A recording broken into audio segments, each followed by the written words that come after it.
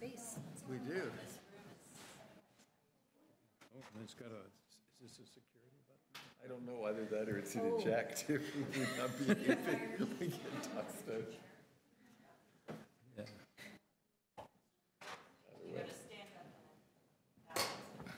That's better. These are for 303 Margueretta, and I'll come back. What number is oh, here, number 2. Yeah, okay. Good morning, ladies and gentlemen. Please turn off your cell phones or use the etiquette feature. Today's hearing is being audio and video recorded. This meeting is called to order in accordance with Section 45 and 53 of the Planning Act as amended. The Committee of Adjustments considers applications for minor variances from the provisions of the zoning bylaw, permission to extend or alter lawful non-conforming uses, and consent to create new lots.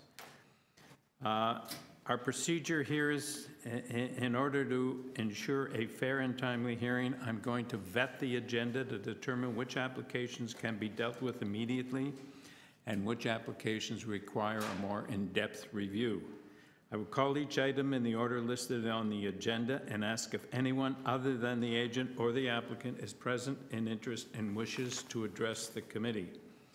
If there are people in interest, the matter will be held until all non-contested applications have been cleared from the agenda. If your item is held, we strongly advise you to meet with the interested parties outside the hearing room in an effort to resolve concerns or issues. If nobody's present in interest, the agent or applicant will proceed with their presentation. If required, we may ask questions and or take the matter into committee for a decision. When you're making your submissions, each person will be given a maximum of 5 minutes. When addressing the committee, please come forward to the podium. Hand in your decision request card to the committee staff seated on my right. Clearly state your name and address. And if you have a written submission that you read from, please hand it to the Deputy Secretary Treasurer when you're done. You will have 5 minutes to present the merits of the application. Then opposition will be allowed to express their views. If there are several speakers, please select a spokesperson to present your opinion. We may ask questions of each speaker at the end of their submission. When all speakers have finished, the applicant will be given an opportunity to rebut the issues that were raised. The matter will then be taken into committee for decision, which will mark the end of all discussion. Please remember to confine your remarks to the matters outlined in the application. If you do not agree with our decision, you may file an appeal. The appeal will be to the Toronto Local Appeal Body, or TLAB. For more information about TLAB, go to their website or to the Committee of Adjustments website. Appeal instructions will be included at the bottom of every decision. In order to receive a copy of our decision and to be informed of appeal proceedings, you must fill out the decision request card. Include your email address, as TLAB will be sending notifications and appeal updates by email. Please make sure you hand in your completed form to the Deputy Secretary Treasurer or her staff before leaving today. Decisions will be mailed within 3 business days. Do we have a motion for confirmation of last meeting's minutes? So moved. Second? Second. All in favor? Are there any declarations of interest for today's list? Yes, I have a declaration on item number 1553 Morse Street. The conflict is that I have a business relationship with council who's been retained by one of the objectors. That's Item 15, 53 Morse. okay. Any other declarations of interest? Okay. Are there any files to be closed? Through you, Mr. Chair, no, not today, unless there's somebody in the room who wishes to withdraw. Are there any applicants who wish to withdraw their application at this time? All right, I'm now going to vet the list. Number one, I'm going to call for the applicant and any opposition. Number one, 1200 King Street West, applicant. Yes, any opposition? Just sit down, please. No, okay, we will proceed with that. Number two, 303 Margueretta Street, applicant. Yep. Yes, any opposition? Okay. Is there opposition?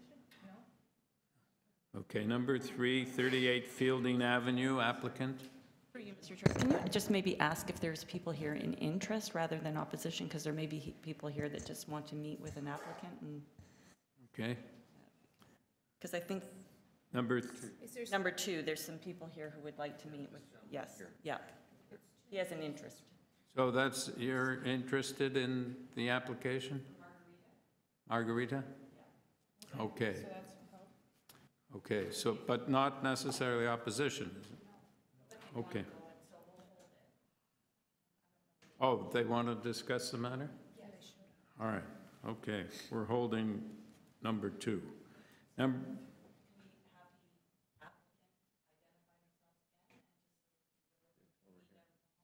Yes.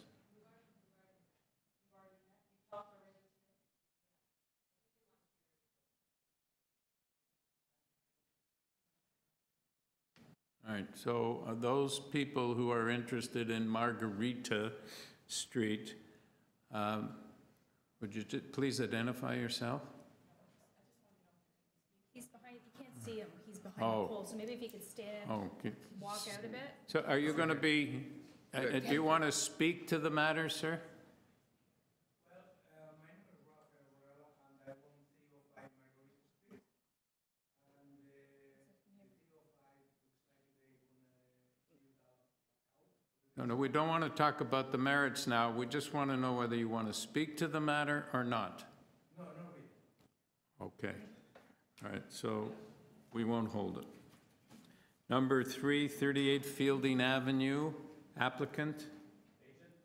All right, any other people here in interest in this matter? No? Okay, number four, 370 Dufferin Street, applicant? Yes. Anybody here in interest? No.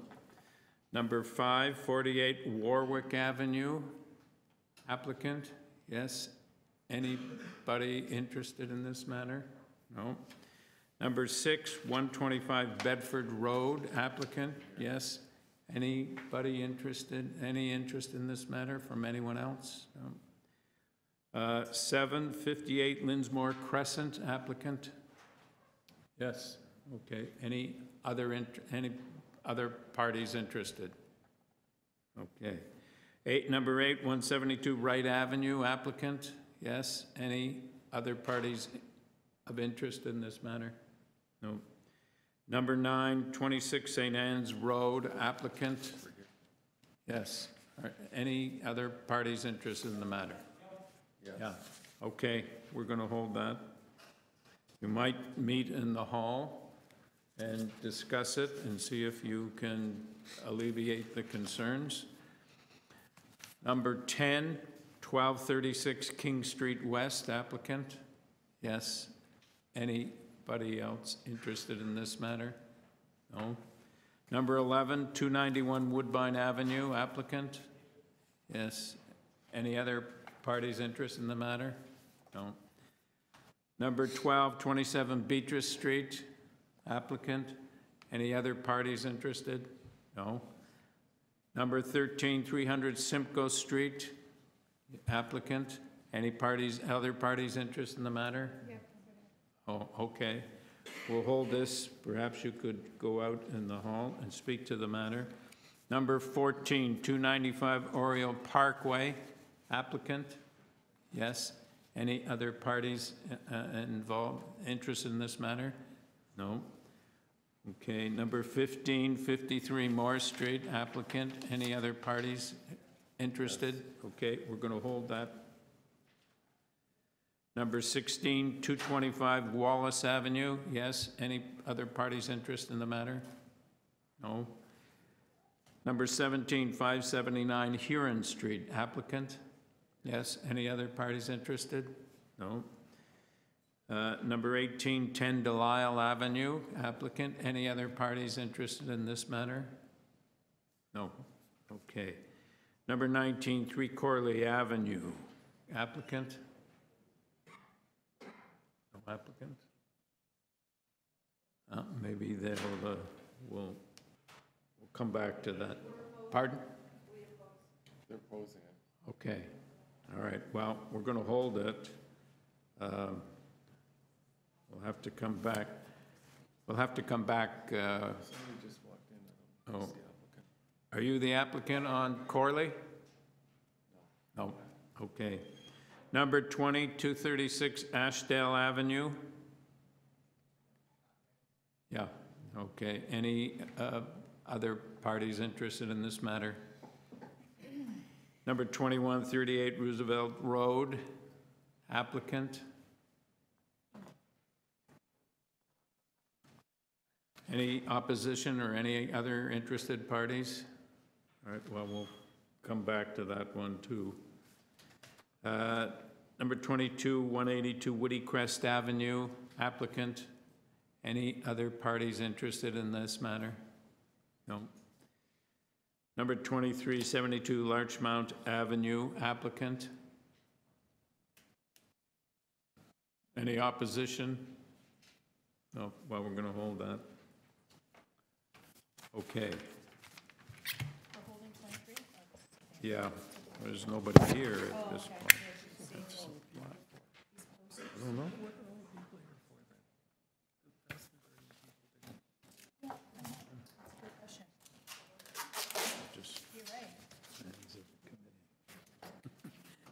Number 1, 1200 King Street West. The purpose of this application is to permit the conversion of the parking area located at the rear of the coffee shop restaurant into a patio. The area of the outdoor patio will be 69.6 square meters. We have before us in this application a material submitted by the applicant, a staff report from planning and the development coordinator of property planning and development. Yes, sir. Well, the application states the intention is to... What's your name, sir? Facundo Varela. And your address? Personal or the office? Pardon? The address of the application? His name? Yes. See the agent? We've got Antoinette Fernandez. Antonio Fernandez works in our office, yeah. I sent an email to Teresa that I was going to be representing. So you need his name again, for the record? Did you get his name? Can you say your name? Yes, it's Facundo, Facundo, Varela, with V as in Victory, Arela. Okay. All right. Perhaps you could tell us about this application, sir? Yes, the project is under construction. We already get the building permit. This is a separate application for an outdoor patio on an existing parking lot. Can I share here the Yes. floor plan? Okay. Well, oh, we have it over here. Then the look of the patio. It's going to have wood screens. I'm not sure if it can be. This is the floor plan that shows the cafe floor plan and the patio area. It's going to have also an enclosure for garbage and access from the street. So is it a residential area on the other side of the lane behind your patio? I can show that. Yeah, there's an apartment building. They're separated by a laneway. So let me see if I have a site here. Yeah, no objections. No. Oh, I see, 300 Dufferin. This is the existing condition. We are parking separated by an alleyway through a residential building. approximately 5 meters separation, 5-6 meters, and it's a mixed-use area. Okay, you're aware of the two conditions from planning, opening hours 9 to 11? Yes, no problem with No those. music, artificial, et cetera. And this is a Starbucks or a coffee Starbucks shop? coffee, yeah. Yeah, okay. Does anybody No. else have any further questions? Mr. Are we Chairman. ready for a motion? I'd like to move approval of the application subject to the two planning conditions. I believe that the application is in the public interest, and it clearly meets the 4 tests for variance. I agree. I'm going to second that. All in favor? You have your approval. Thank you, sir. Thank you. Number 2, 303 Marguerite Street. The purpose of this application is to alter the existing converted 3-story detached dwelling containing 3 dwelling units by constructing a front basement walkout. We have before us in this application material submitted by the applicant and a report from planning. Your names? My name is Michelle Dizon. Yes, are you with Mr. Axelrod?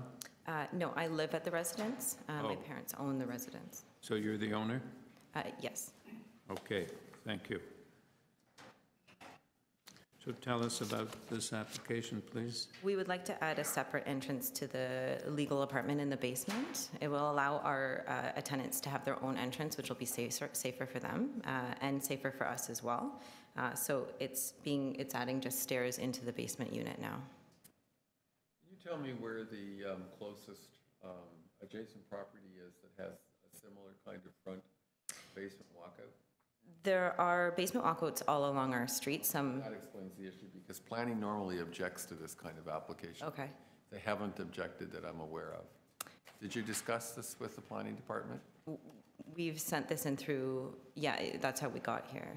That we were sent through that we could come. And are you aware of the condition that planning is recommended should this be approved? That we have to add more green space into the front. Yes.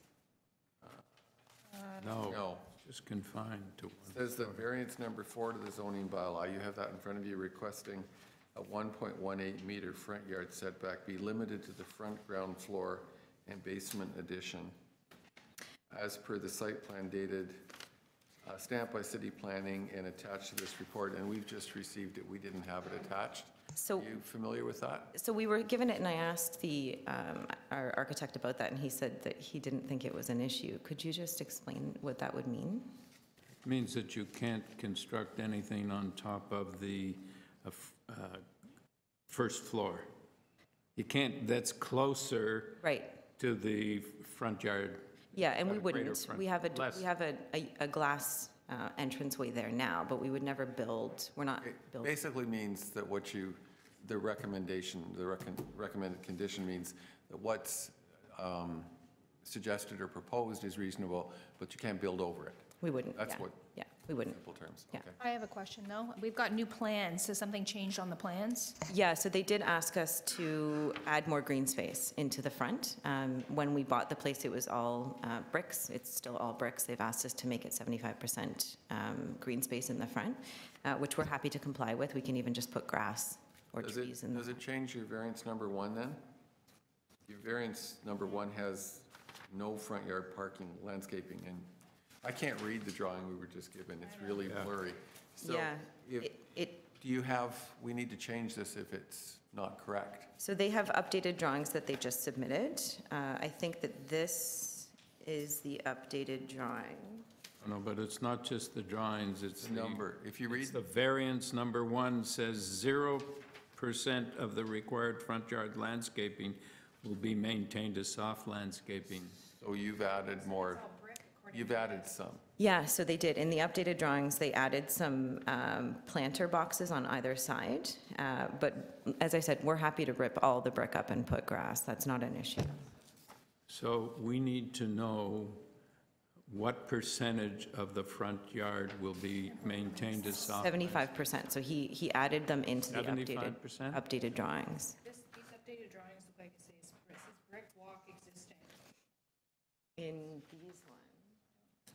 David says, I'm borrowing your magnifying glass, which is very handy, actually. Wait a second, this is the 8th. Forget it, sorry. Where's the updated one? Okay, where's the grass? So there is a grass right now, but I'm saying that we can, but they've added planters into here and planters along here. And then the spruce is still. Have you, you're the owner. You have, can you get the architect on the phone? Right now, yeah, probably. If you look at variance number 1, if we pass that, that's not what you're proposing, and that's not what is suggested by planning. So we need to know what the new percentage is. Yeah, okay, I think that's why he did update these drawings, because we got this request, and so this is what he was proposing to allow. But it doesn't tell us what the percentage is. Okay. Okay, so. See what I mean? It says yeah. here, in this case, 0% or 0 square meters of the required front yard landscaping will be tamed to soft lands. That's not true anymore. You actually have, If it's planters, maybe it doesn't qualify. I don't know. no, it does.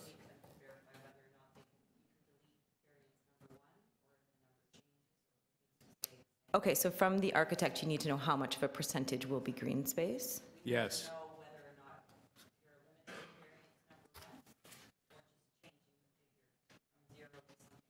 Okay, And to eliminate it, it would mean that you'd have to have 75% of the front yard in landscape. Okay. I don't think you've got that. okay. Oh, I think, Of what?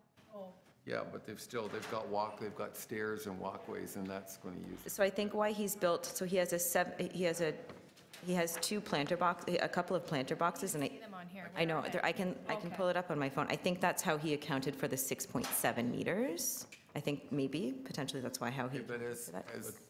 was just suggested, we either need you to remove variance number 1, in which case you have to provide 75% of the front yard as soft landscaping. I don't think you can do that. Okay. Or alternatively, it isn't 0, and it isn't 75. It's some other So what- percentage. We need to know the percentage. Okay. Otherwise, we're not going to do you any favors by approving it as it's written here. Right, okay, so if I can get him on the phone, then we'll come back. Come back. Yeah, up. Okay, thank you. and there was a person that was interested in this. Oh, Did you want to Yes. speak? No? the gentleman who was interested in Margueretta Street, did you want to, he said he didn't want to speak. Oh, okay. But you want to come forward? So, was there something you were concerned about in this application? I think what they propose, I agree. I think it's a fantastic idea. My concern is, But we need, first, before you express your concern, please tell us your name and your address. my name is Rafael Varela. Yes? Address is 305 Margueretta Street. Okay, so you're adjoining this property? You're next door. No, it's a walk away which belongs to me. And my concern is if the walkout is approved, how far will be from my property line to the first steps to go down to the basement? Because my concern is I don't want nobody walks through my property to go down to somebody else. And for safety reasons, it would be a good idea to build a railing down there, just the portion of the... No, it's the basement walkout. So there's no variance for the side setbacks? No. So that means that this application complies with respect to side setbacks. They can do it as of right. Yes. So whatever they do, even if you feel it's too close to your property line, they can do it as of right. Yes. We're not giving them any permission to do something different. Okay. So you're Just going protected, closer to the front yard. yeah, you're protected by the zoning bylaws. Yes, it's just because when my tenants walk through the hallway, I don't want them, for some reason, if there's no railing down there, they could fall to, it's just for safety reasons. Yeah. Okay, thank you, sir. Thank you. All right, we're going to hold this one until we hear back. Number 3, 38 Fielding Avenue. The purpose of this application is to construct a detached garage at the rear of the property. We have before us material submitted by the applicant. Your name, sir? Good morning. My name is Bruno Lopes, and I'm the agent for this application. So this is pretty straightforward. Can I Does ask one anybody have question? any Yes. questions? I just have a question. You're asking for a rear yard setback from, I guess, the lane.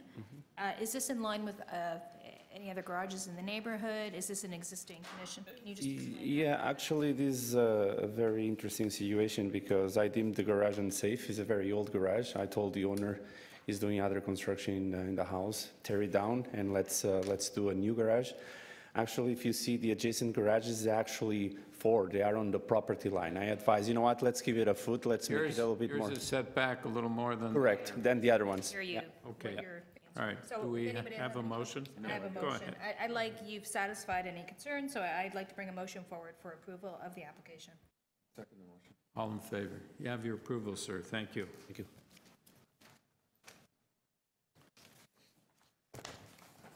Number 4, 370 Dufferin Street. The purpose of this application is to permit the first ground floor of the existing building to be used as a restaurant. No exterior alterations are proposed. We have before us in this application material submitted by the applicant and a staff report from community planning. Are you aware of the conditions submitted by planning? Yes, we've reviewed the report and we're perfectly fine with the condition. Yeah, and you're okay? Yep, no problems. Okay, your name, sir? My name is Charles Arbez. I'm a development manager at Hallmark Developments, who's the owner of the lands. Yes. Do we have any questions? I don't. No, I'm good Okay, with it. I are we agree ready with it. for a motion? Mr. Chairman, I'd like to bring forward a motion of approval for the application. I think that it is a reasonable proposal. It's minor in nature and meets the other tests for variance. I'm going to second it. Just a minute, just a minute. Isn't it subject to, Planning Planning condition. conditions. subject to the planning condition, yes. And I'm going to second that. All right, all in favor? You have your approval, sir. Thank you. Number 5, 48 Warwick Avenue. Purpose of this application is to alter the existing two-story detached dwelling by constructing a rear ground floor addition, a partially covered rear ground floor deck, a canopy on the south and west sides of the building, and by maintaining the conversion of the existing integral garage to habitable space. We have before us on this application material submitted by the applicant, a report from right-of-way management and from tree protection and plan review, and 6 form letters in support. Your name, sir? Hello, my name is Thomas Marzotto. I'm the agent for the owners. Are there, does anybody have? I have a question. Can you clarify, there's parking in front of the house now. Are you going to maintain that parking space? We're going to maintain that. The owners have been purchased the property since 2009, and the space in the garage, integral garage, was converted to storage. Yes. So they use it as storage, garbage cans and so forth. It's fairly common in the neighborhood. We submitted 13 examples of properties nearby that have that. Actually, the neighbor on the East 46 has the same situation. So basically, they like to maintain the conversion into basically storage. And you are maintaining the parking? Yeah, yeah. Okay, thank you. So what do you mean they converted it to storage? Did they change it in any way? No, they didn't really change it. Well, they have some closets in there. All right, so could they have gotten a car into the garage? They could, it would be an expense because the floor is finished and it's a finished, basically, room. No, but Closets. initially, could they have gotten a car? Is the garage large enough for a car? I guess it was for a small car, yeah. Yeah. But it was converted by the previous owners. The reason I'm asking is because we use our garage as storage, and I never thought I had to come to the committee to get Oh, okay. a variance. Has it been changed? Is there still a garage door? Yeah, Yes, there is. yeah, yeah. Okay, so any further questions, or do we have a motion? No. We've decided that variances are as is, right? Yes. Conditions? No, there's urban forestry number 1. Is there not? That's right. Are you familiar with the urban forestry condition? The forestry? Yes. Yes, Okay, and you have no concerns about those conditions? yes. Okay. If nobody has any questions, I'd like to bring forward a motion. on this one. Motion is for approval. I'm satisfied that this is an existing condition, and it also reflects some of similar situations on the street, so I don't think this is an issue. In my view, it meets the 4 tests for minor variance, and I'd like to make it subject to urban forestry condition number 1. Second motion. All in favor? You have your approval, sir. Sorry, thank you.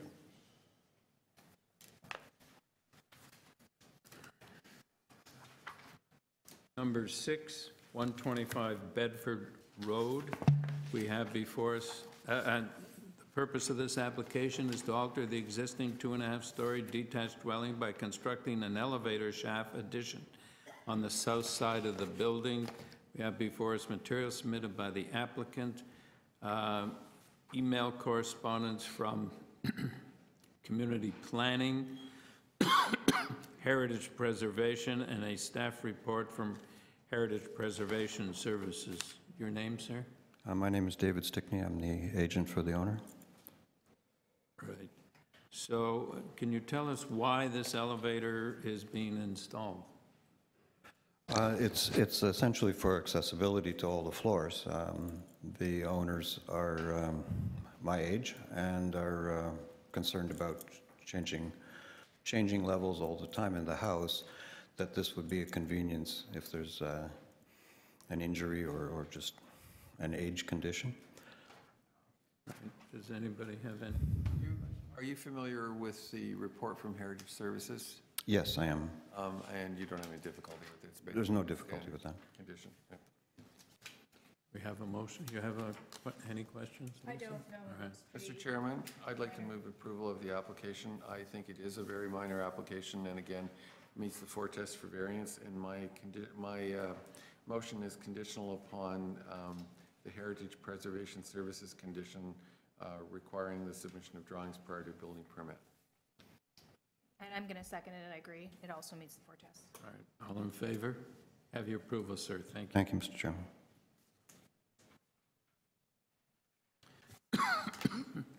Number 7, 58 Linnsmore Crescent. The purpose of this application is to alter the existing 1-story detached dwelling containing a secondary suite by constructing a 2nd-story addition. We have before us material submitted by the applicant, a staff report from Urban Forestry, and correspondence in support from 184 Glebehome Boulevard. Your name, sir? Good morning. My name is Tony Henriquez. I'm the applicant. Yes. Basically, we're proposing to reconstruct the 2nd-story addition. We are making it a little larger than what's there, and basically, the purpose of this is to accommodate the family that's living in here. Even though this is it's a legal 2 units, it is 1 family living in there. Okay, so when you say, did you say reconstructing or? Reconstructing. There is a 2nd story there now. Oh, It says it's a 1-story detached dwelling, and it looked like it was, but I don't. It's a 1.5 story, so the 2nd story is kind of 3/4 of the 1st floor. And it does say. the notice says 1 story. But Okay, so It you're, looked like a 1-story anyway, so but you're it's tearing fine. down the 2nd story and putting in a whole new 2nd story? Yes. Okay, What are the variances we have here? floor space. and- So you're not going beyond the original floor plate of the house, the existing we- footprint, I mean? we are Right. going. We're extending the footprint. We're actually cantilevering it to the side, and it's the side where we have currently like 9 feet of driveway. The What 2nd side? floor, East, west, the south. south? Yeah. So not the side that abuts? No. Glebehome, the other side? Yeah, the side that abuts Glebehome, yeah, we are a corner lot, so we are quite distant from those houses. Right, I Yes. can see that on the map, but you're cantilevering towards the other side? Yes.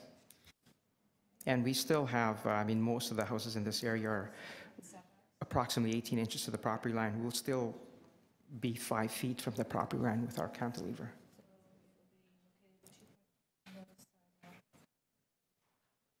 So, But it looks like you're getting a variance for the north side lot for setbacks, and that's not the side with the cantilever. it's No, the it's other not. side. We're going in line with that side. That side will meet the. Yes, yes.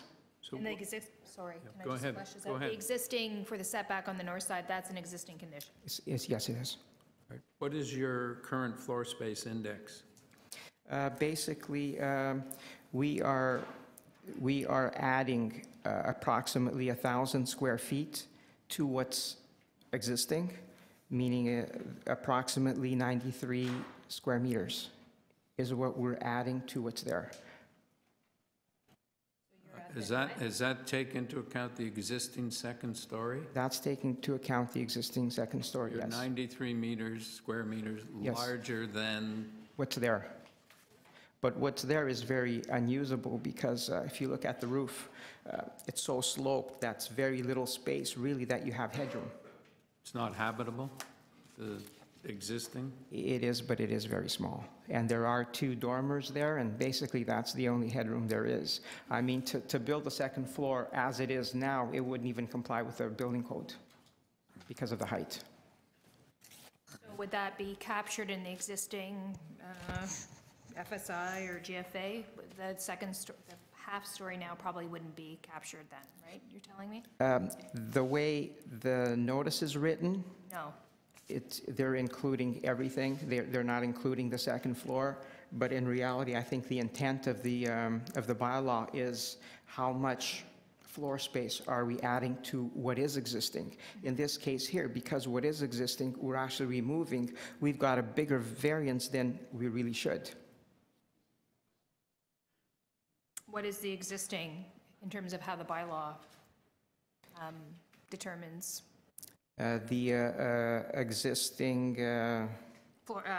floor space index? So it's just under 2,000 square feet. can you give me it in meters or? at Yeah. 0.6? Is it under the 0.6 that's permitted? Sounds like it, if you're adding. Yes, yes, it is. Yeah, Is that 0.5, we think? something. Is it in stats? Oh, it's on the stats. Yeah. I didn't see that. Okay, wait a second. It's at 0.45, okay. In terms of, okay, so in terms of the size that's permitted, you're telling us that, in fact, there's more habitable space that's not captured Yes. in the existing. Yes.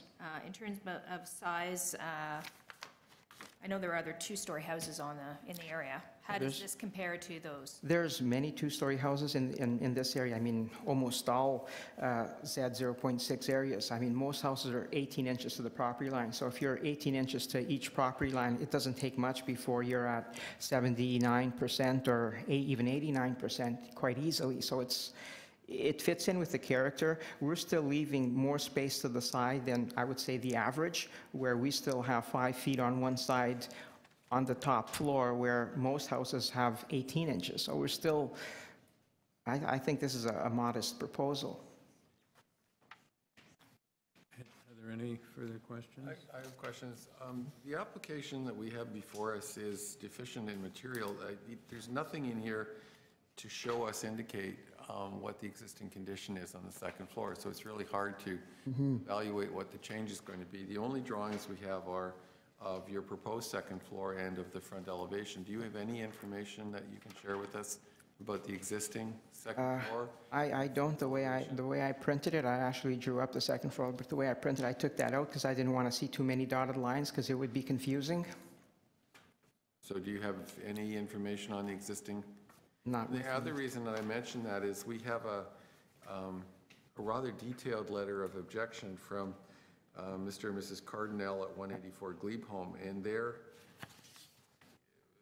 objection is odd because they speak at length about how the homes in this area have retained the original character of the house, suggesting that you are not retaining the original character of the house. And again, it goes to what you have and what you're proposing, because what we have before us is a very bland-looking building, and how does it reflect the existing character of the house? Because that's, in essence, the kernel of objection here, that you're not reflecting the character of the area. And also, they're disagreeing with you. They're saying that notwithstanding the issue of the character of the house, they believe that the 31% increase over the regulations will establish a precedent that opens the door to abrupt change in the architectural, green space, community character of the neighborhood. So they're basically saying that this isn't consistent with the character of the community.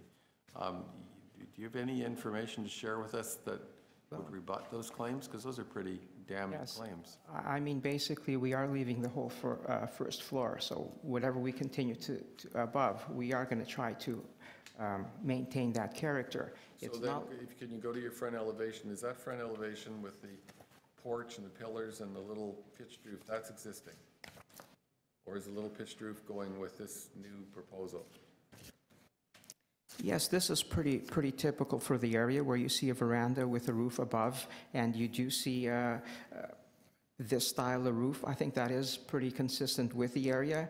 I mean, in terms. Existing. Pardon? That's existing. No, the existing, what's existing is the first floor, and then basically. Hold it. The front porch and the pillars and that little pitched roof, that's all existing. Yes. The roof is going to be reconstructed, but there is a roof there now. Okay. But does the roof now span the entire width of the house, as far as I remember? Yes. Yeah, it's like a story and a half. Do you have a picture of it? Yeah. Why don't we see a photo of it?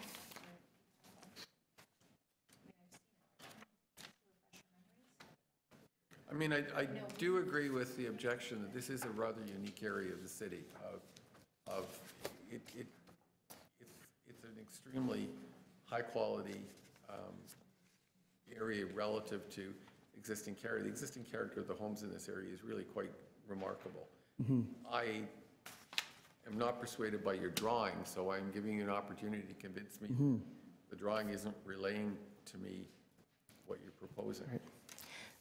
Basically, our second floor, I mean, it will be new. I mean, the style that we're using is pretty consistent in this area. There are a lot of homes that the front will look like what we're proposing.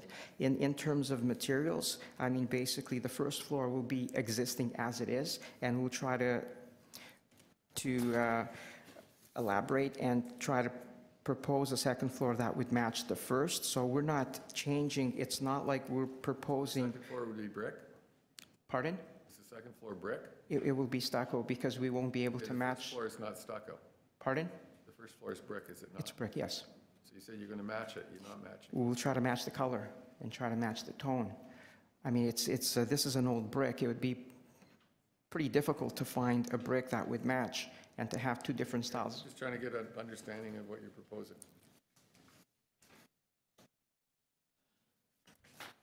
Do you have a picture of the existing house? I don't. Right. I can. You do? Well, I don't have it on my phone, but I mean, if I went on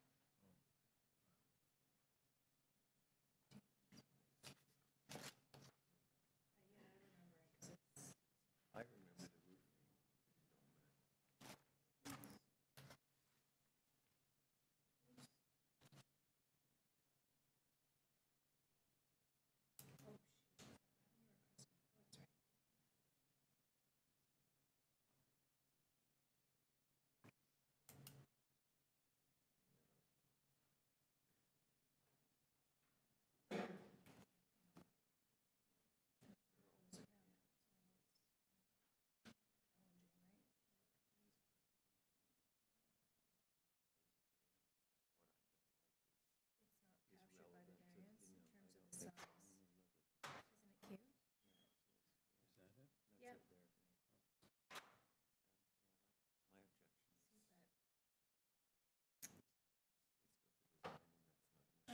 What you're saying. In terms of lot size, how does this one compare to its neighbor adjacent?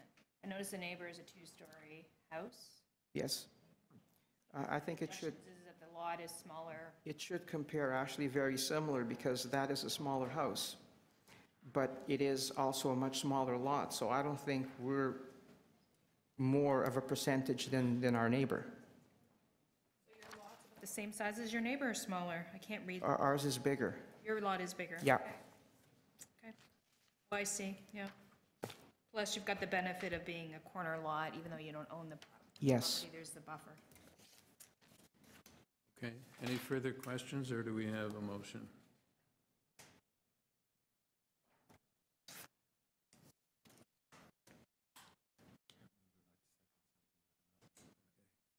Go Okay, ahead. anybody have any questions? No. I am going to bring a motion forward for approval of the application, notwithstanding the objections from the neighbor on Glebe Mount. I understand some of the objections and taken that into account, but in my view, adding the second story does reflect some of the character that's going on in the street in terms of the size of the house. So, and the variance is basically for, amongst other things, there is adding the secondary suite, which is just altering the face of the house, but the variance, the bulk of the variance or the big issue is that you're adding the second story and increasing the floor space index. So based upon what I've seen on the street, I think it does at least coincide with what the neighbor has next door, and this has the benefit of being a side lot, so it's buffered that way in terms of any increase in size. So my motion is for approval of the application, and it's going to be subject to, do you know that there's an urban forestry condition number? Yes. Yeah, it's going to be subject to that. Seconder? I'm going to second the motion, but I'm doing it rather reluctantly. I agree with the objection. I don't believe that this proposal is consistent with the original character of the area, and reluctantly, I do not feel that the problem is vested in the variances that are being requested. Therefore, I will second the motion. All in favor? Have your approval, sir. Thank you. Thank you. Through you, Mr. Chair, the agent for item number 2 is back and has a response to your question or to the concern. Landscaping. Yes. Number 2, please come forward.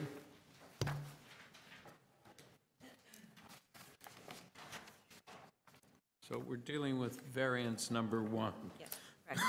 As to the percentage of Yes. soft landscaping in the front. That's variance number 1 and variance number 2 under the old bylaw. Yeah.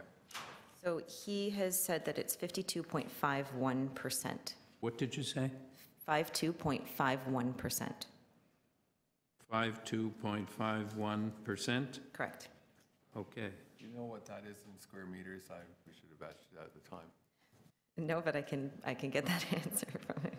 And that would also be in variance number 2 under the old bylaw. Yes. Yes. And I have updated closer drawings if you want to see them as well, of the landscaping. Sure. Why don't we look at them since they're on the plan and we can see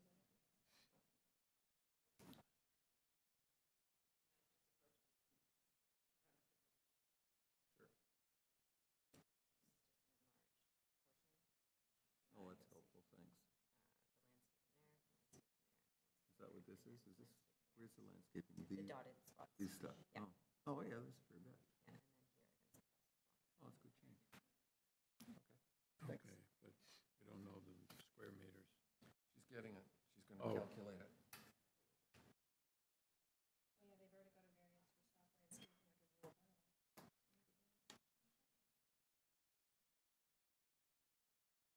You're doing the square meters right now. I'm waiting for him to respond with that. I can step down and come back if that's better, while I wait for him to respond. Could we approve it with that number coming back, Anita? Rather than hold it up? Yeah. Okay, Mr. Chairman, I'd like to,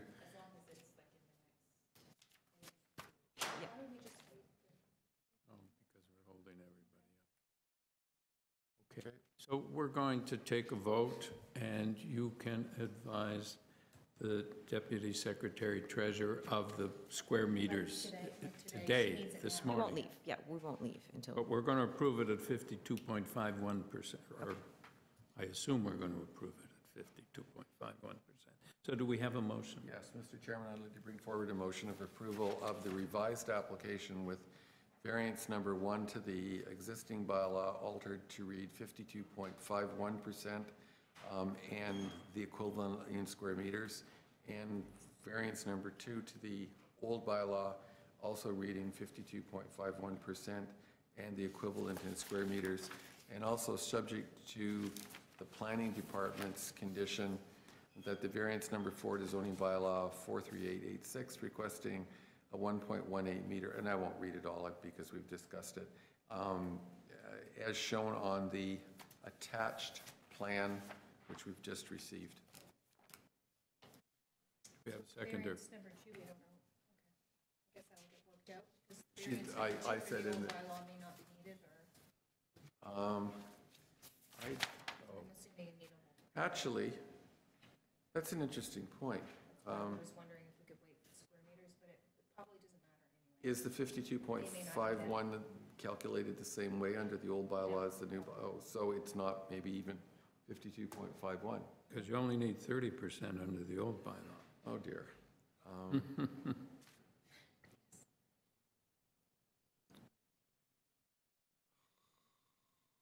So the old bylaw may be I think eliminated. we do need the number.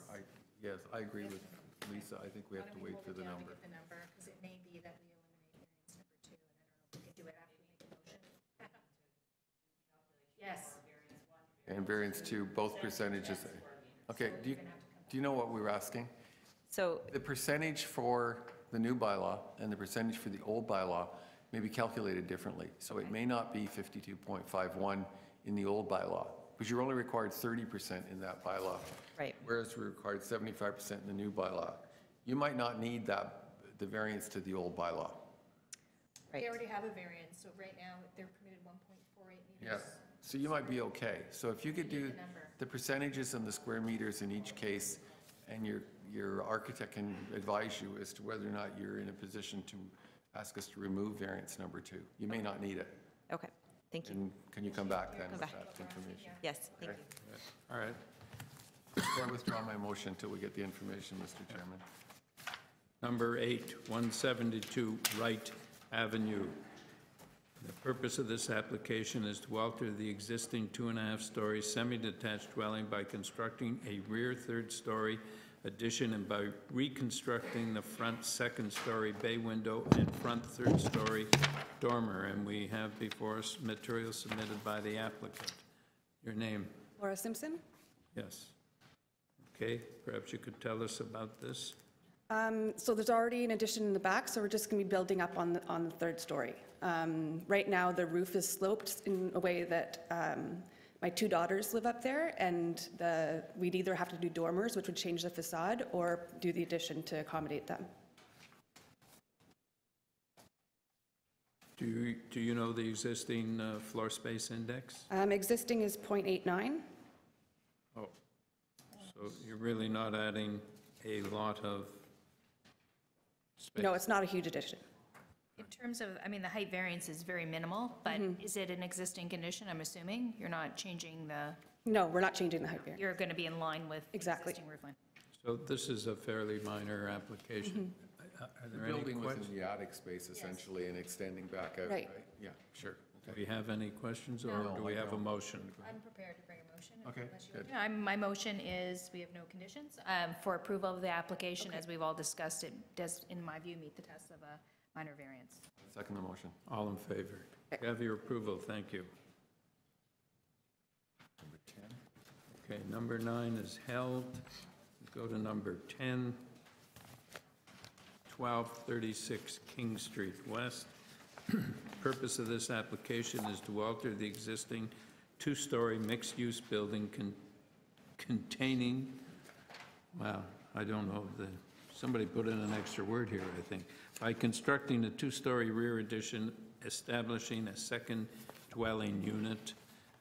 We have before us material submitted by the applicant, a staff report from right-of-way management and property and planning and development, and correspondence in opposition, 1 letter in opposition. Your name? Good morning, my name is Marta Serdejska. And I didn't hear you. it's Marta Serdejska, and I'm the agent of the owner. Yes. I don't know. It says letter. Here, it's here. It's in the blue sheet. Can you clarify, as I read the application, you've got in effect, 2 parking spaces, one in the garage and one in the driveway in front. Is that right? Actually, I have a 1 parking space in the garage. Yes. And 2 boulevard parking, and the owner has a license for. 2 boulevard, like in front of the garage door? No, they are 2 on the side of the house.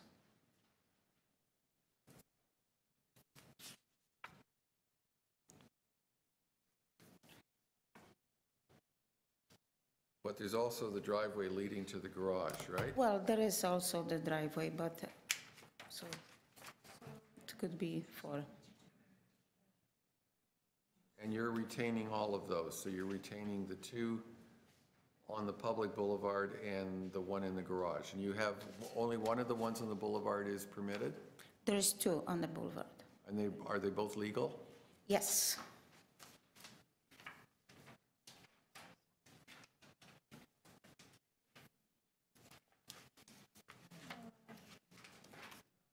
Yeah, there is one in the garage. And then it counts and these don't count, is that right? Okay. Okay. That's fine, that's fine. I've got, Understand where the addition is. The addition is, okay. So just so I understand, you're doing a 2-story rear addition? No.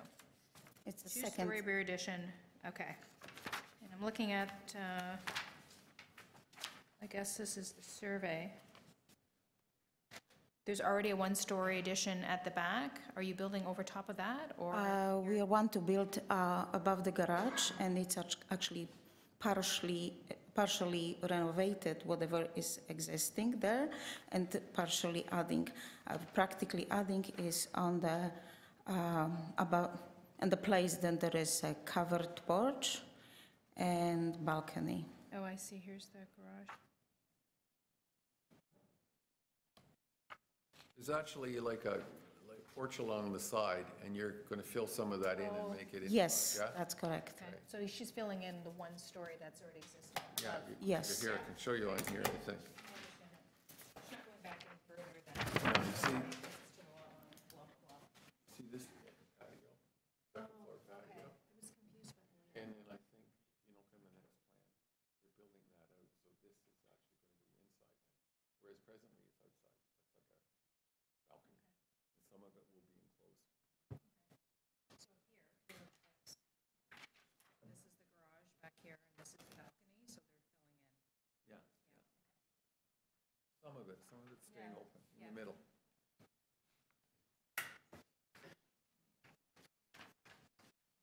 See that piece there is still open. And then this is 2 stories. Okay. Any further questions? Or do we have a motion?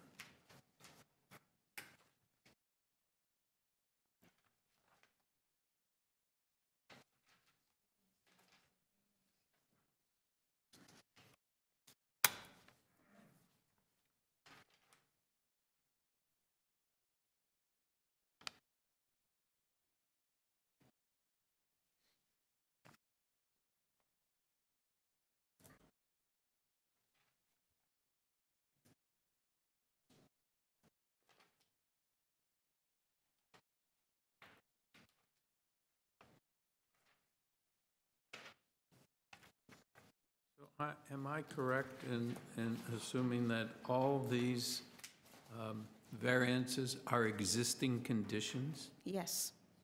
Yeah. All of them.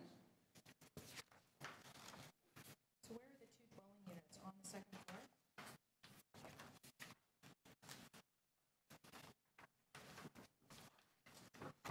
So the second dwelling unit, is it on the second floor? Yes, that's correct. Both of them are on the second. Both of them. On the ground floor, it's a store and garage. I just, there's complaints one from the unit neighbors, here. but I think, And another unit there. yeah, it's hard to tell. It's just looking for the second kitchen. Oh, here's the second.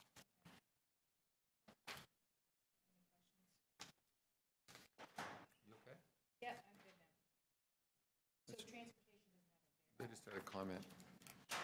Mr. Chairman, I'm satisfied that this is a development proposal that's in the public good and that the requested variances meet the test for variance, and I'd like to bring forward a motion of approval. I'm going to second the motion. All in favor? You have your approval. Thank you. Thank you very much.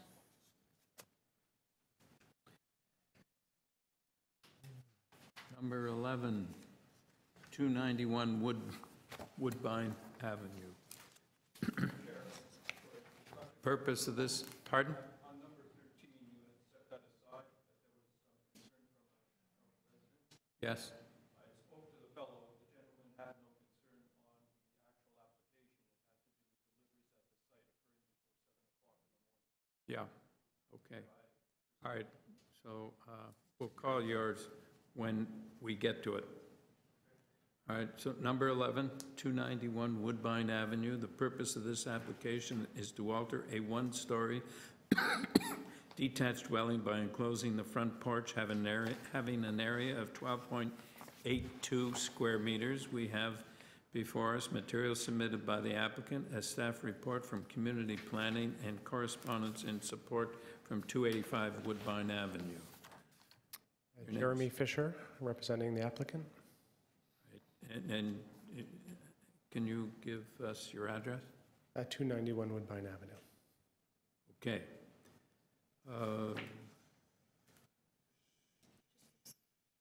Is there any questions on this? No, Mr. Chairman, I think this is an extremely straightforward and minor application. Are you aware that the planning department has recommended 2 conditions? Yes. And if you don't have any objection, because of the wording is a bit cumbersome, we were going to amalgamate them into a single condition, if you don't mind. No objections. Do you want us to read the? Please, yes. Anita, no pressure.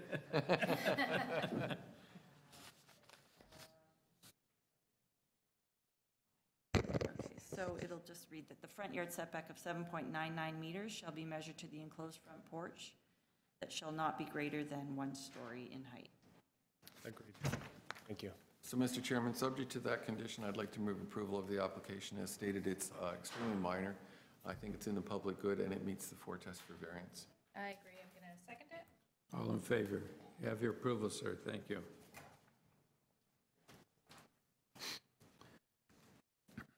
Number 12, 27 Beatrice Street. The purpose of this application is to alter the existing 2-story detached dwelling by constructing a rear 2-story addition, and we have before us materials submitted by the applicant. Your name, sir?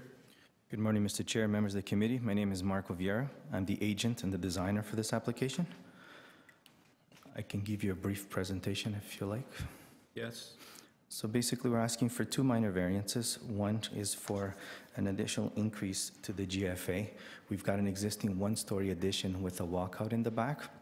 Our proposal is to remove that 1 story and then enlarge it at 1 story and then go up to the 2nd floor. Our current 2-story dwelling is at 72% GFA, and our proposal will bring us to 0.88. The length of the application, or the 17.49 for the minor variance, it's actually being taken from the front of the house to the back walkout. The actual physical length of the house at the 1st floor, it's 16.12 meters, and the 2nd floor is 16.73 meters. But they're taking the length to that small porch and walkout at the back because it's in concrete. So that length of the house, it's 17.49 meters. Does anybody have any So it questions? includes the porch? Right. What you're saying, Well, it's actually helpful. It looks a lot longer Yeah. than the Yeah. neighbors on that, so.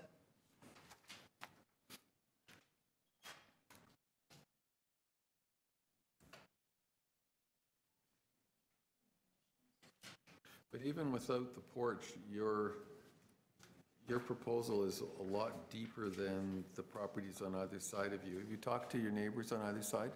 Yes, and my client, he's lived there for 20 years, so he's been there, they've spoken. We don't have letters because they just don't have any objection. They've raised their kids there and just need to increase the size, just make a little bit more space for them. But both neighbors, no objections that we know of. Okay. 16 meters is within the bylaw. Yep. What's permitted is 17. Okay. And it goes to the walk, Yeah. and the walkout at the back. It goes to the porch, the end of the Yeah. porch, right? Yes.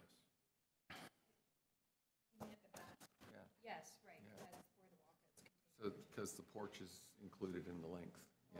Because it has a roof over it, I think, if I'm not mistaken, And it's right? concrete. It's Yes. a roof over it. It right? does have a roof over the, That's the reason they're including it. If you didn't have the roof, they wouldn't include it, right? right, and if it was a wood porch that had just made out of wood with the port, it wouldn't be part of it. But because it ties into the I walkout in didn't know that, concrete, really. it has that. It was just because of the roof. Okay.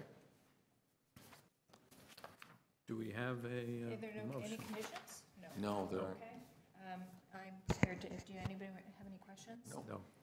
You've clarified some of the questions and issues that I originally, when I looked at the plans, had in terms of it being quite a bit deeper or longer than the neighbors, but I'm satisfied from what you've said that actually the physical building part isn't greater than what the bylaw is proposing, and the current GFA is already over. So I am going to bring a motion for approval of the application. Sorry. All in favor? It's okay. You have your approval, sir. Thank you. Thank you. I should stop talking. Number 13, 300 Simcoe Street. Thank you. My name is John Romanov. I'm the agent and architect for the project. Just one moment. The purpose of this application is to convert the existing two-story commercial building containing a retail store on the ground floor and an eating establishment, cafe, on the second floor into a mixed-use building by converting the second floor into 5 residential dwelling units and constructing a residential storage area in the basement. With this application, we have material submitted by the applicant, email correspondence from community planning and traffic planning. Yeah, your name is John Romanoff? That's correct, yes. All right. Perhaps you could tell us about this application? Yes, actually currently there's a building permit active on the site to rehabilitate the front of the building, which is over 100 years old and has been found structurally inadequate. So that is currently being rebuilt. And the purpose of this application would be to convert that existing second story into the 5 residential units. There was a committee of adjustment, I believe, in 2008 for a variance to delete 1 parking stall. They were converting the second floor into office space at that time. So now we're looking at a variance for 2 parking spaces total for the residential units. There is substantial public parking in the area, and long-term parking can be rented at those parking garages, so we feel that the parking is not an issue. The other variance with respect to residential lockers in the lower floor of the basement of the building, we find that odd because we have several projects that do have that haven't incurred a variance, but in any event, it's been deemed as a residential use, but it's not habitable space. It's the storage lockers for the residences on the second floor that would be put in the basement, and they're looking at it as being a residential use below a commercial use. The third, sorry? Is that area accessible without going through the retail? Yes, it is. There's 2 separate exit stairs from the second floor. One of them leads, well, they both lead to the basement, but there is one that directly leads to the basement adjacent to those locker rooms, yes. Right. And the third variance was for a setback to a window on a property line, 5.5 meters, which is normally required where you have 2 buildings opposing each other and you have view from one building to the other. This window is actually looking out onto a green space that is part of a landscape area from the condo building to the south, and is separated from the condo building by their underground parking access ramp. So basically you can't build in this location. It's part of their site plan application and so on. So it's not looking out into any kind of, it's looking out into open space, not into any other buildings or areas. Did I hear you correctly in your opening that some portion of the building is considered to be historically relevant? Is it, and you said the front, is that the Simcoe? No, I didn't say historically relevant. I said that it was structurally unsound. Oh, I thought you said historically. Same thing. I was structurally unsound, I can see. Historically relevant, I can't. Okay. Yes. I have a question about the setback of the 0 meter from the, so what's, I'm looking at the map, or I don't know. I'm looking at something. It's the key map. I have a couple of... Is it not the front face of the building that butts Simcoe that you're getting the variance for? Is that not? No, it's an L-shaped building, so... See that, and I just... Perhaps I can... It says east lot line. I thought the east... Yes, could I show you? Sure. I just have some Google shots I can show you. Yeah. I understand now that you've explained it to me. My assumption was when I saw east lot line, that's the east lot line is Simcoe, right here, right? Well, So- the property line jogs, so this is the frontage on Simcoe. And the property line runs right along the edge of the building and across here and along the edge, so the window that we're proposing is there. And that's Oh, the green okay. space I always thought it there. was here. Right. Oh, okay, that makes sense. Okay. And that's private green space related to the condo, right? Yeah. Yes, and they have their underground access. I was gonna say your variance is wrong if it's on that side, but it's Right. this No, window. it's the I window couldn't right figure here. that out. Yes. Okay, that makes more sense. Okay, thank you. Not a very intrusive window. No, it's on nothing. I think, Yeah. I don't need the, do you need the? No, thank you. Any further questions, or do we have a motion? Fine with it. How about you? Okay, no All right. questions. Okay, Mr. Chairman, I'd like to bring forward a motion of approval. I believe that the proposal is clearly an improvement, and the variances requested to implement it, I believe, meet the four tests for variance approval, and I'm happy to move their approval. I'm gonna second that. All in favor?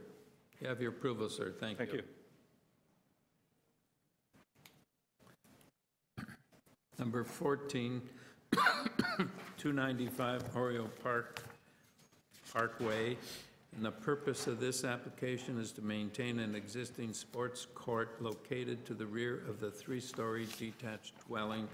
Before us, we have material submitted by the applicant, correspondence in support from 54 Eastbourne and 293 and 297 Oriole Parkway, opposition from 301 Oriole Parkway. And no one is here in either opposition or support, is that correct? My name's David Lang. I'm the agent for the application. I'm here today with the owner if they have any questions. Yeah. Okay. I have two questions. Yep. Could you explain, the one concern that had been raised was to do with noise. Now, I understand that this is well-used, and from all the information that we've been given, the boys that are, the people that are playing basketball here are very well behaved. Is there anything in the paving that is designed to reduce the impact of noise? It's not asphalt, I can see that. No, it's a grid. Is it one of those rubberized surfaces that? It's a plastic tile that's, it's actually suspended slightly, so. This is, just a minute. I'm sorry, I'm Will Allerhead. Please introduce yourself for the record. Will Allerhead, I'm the owner of the property. So it's a series of interlocking plastic tiles that is somewhat like a milk crate in Well, they appearance. contain air and they give a bit. Yeah, there's a bit of give. So in fact, I know that the one objection had to do with noise. I'm not sure how you differentiate the noise from our driveway or our backyard from any other neighborhood basketball going on, because there's basketball throughout the neighborhood. But I would suggest that it's actually probably quieter, given that there is some give to it. Okay, and the other question I had, the photographs that you submitted on, I'm not sure which direction this is. It appears that the sports court is illuminated by fairly substantial light poles. Is that correct? There is an LED light standard. I'm not sure substantial is the right word, but there is lighting. Well, they look to be The boys about seldom 15 use it feet at high, night. right? I'm sorry? Looks to be about 15 feet high. Is there just one? Just one. Which is beside your deck and adjacent to your neighbor who actually supports the application, as I recall? Yes, yeah. It points, the light faces away from 301. But you say they don't use it very much anyway? Not at night, no. And the suggestion that they're playing at all hours is I would think, not entirely fair. Okay, thank you very much. I have another question. You mentioned the material that it's constructed out of is like milk crate. Is it Similar. permeable? Does water infiltrate? Water will flow through it. It's on a concrete pad, but water flows through it and to drainage channels around the outside of gravel, so it does seep into the. Oh, I noticed there was from the photos, there was a structure on the outside, so it does, the drainage is contained. There is a narrow, yeah. There will be some that may seep off onto the driveway, but. Okay. So the water will percolate through, and then how does it get delivered to the rainwater system? The concrete pad is sloped to the edges slightly so that it doesn't pool, and then it drains into a gravel bed that the whole pad is sitting on. Okay. Where does the drainage go? Does the water stay on your property and percolate down? It doesn't go anywhere? That's right. Percolate in the same way that if you had grass, it would go down and... Yeah, I mean, there will be a little bit that doesn't seep to the edges. Yeah. Rather than collecting right in the sports court, it's collecting around the sides of the sports court. Right. And then it goes down further. It's all contained in the backyard. That's why that little, you have like a little gutter edge around the outside. Right. Yeah. There's not draining off the property onto the municipal part. Okay. Okay, you say there's basketball nets throughout the neighborhood, but mostly in driveways, I assume? Yes, yeah. And driveways are at the back of the property? Are there into-go garages? I think it depends on the house. Yeah. I mean, ours goes right to the back. Many of the houses on our street, the driveways go to the back. Yeah. And it looks like your lot's, what, 50 feet wide by, how deep is it? I believe it's 149.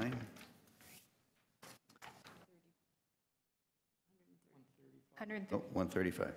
Obviously it wouldn't be meters, okay. Yeah, okay, so 135. Some sports court. Yeah, that would be big, yeah. Using the driveway, they're using the sports court. Yeah.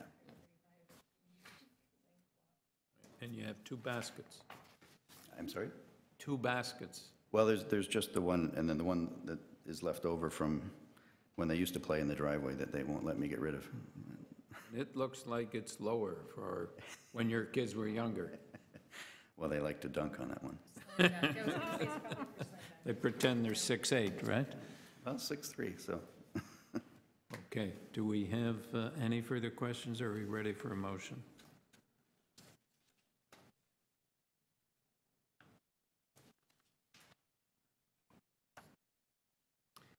Mr. Chairman, I have a problem with this application. I do not object to this particular solution. I think from the information that's been provided, it sounds like it's a community benefit. It sounds like the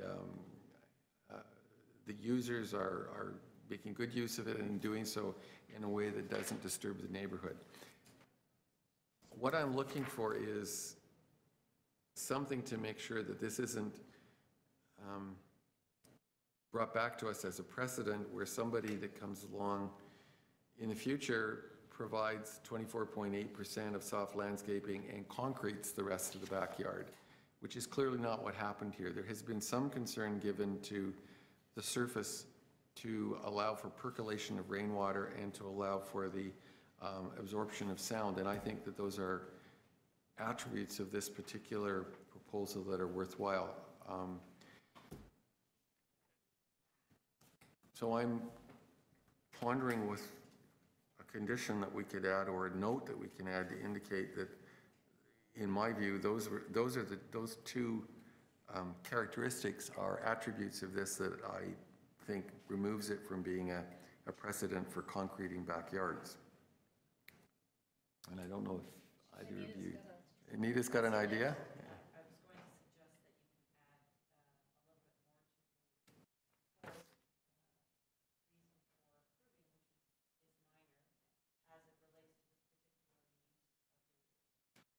Okay, that's good.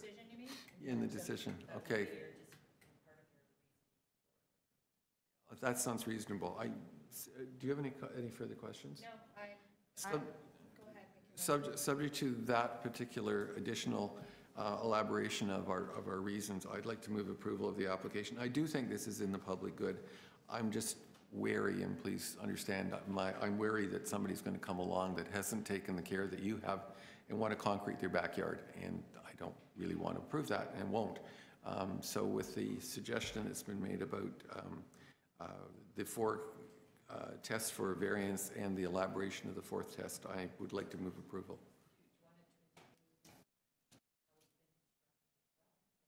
Yes, yeah, because I think that's pertinent. It has a surface that both allows for percolation of rainwater and the absorption of sound. Do we have a seconder? I'm going to second that. I agree with my colleague's comments, and originally, when you look at it on the face, there is some concern about reducing the green space by that amount, but I think that's why I asked what was underneath when I think knowing that piece of information of what it's constructed out of and how you're managing rainwater runoff, I think a lot of thought went into that, so I'm happy to second the motion. And money, no doubt. All in favor? You have your approval, sir. Thank you.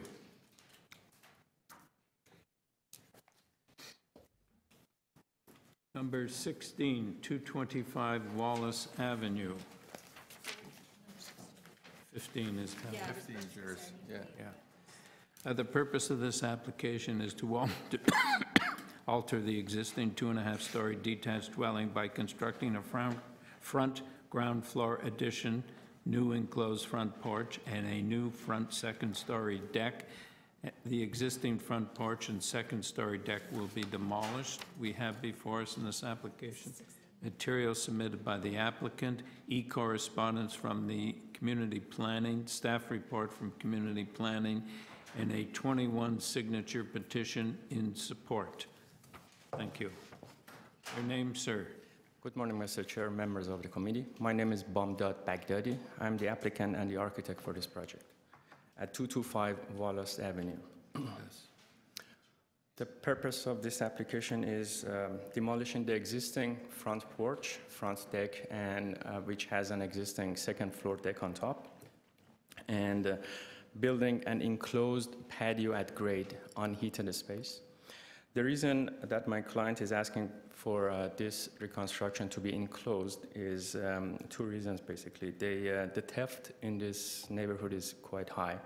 They already lost 4 bicycles and a stroller, and many other neighbors have the same problem. And my neighbor has also an incident for arson, which someone set the front seat into fire and with the propane tank behind it in hope that the propane tank might explode.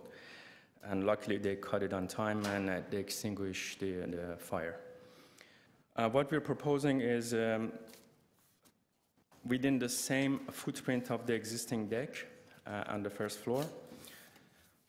We have 4 variances, but before I get to those variances, I would like you to see the picture of the existing deck, especially the one on the bottom right-hand corner, which shows the structure under the deck, which is in pretty bad shape.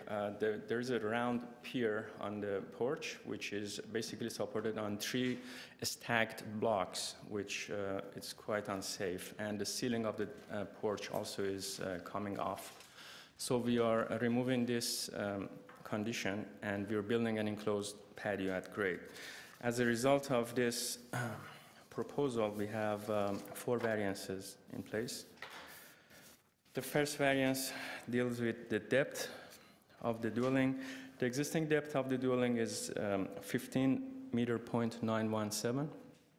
What we are adding is 2.56 meter extension to the front, which is actually to the existing front porch. So we are not adding more than what is existing.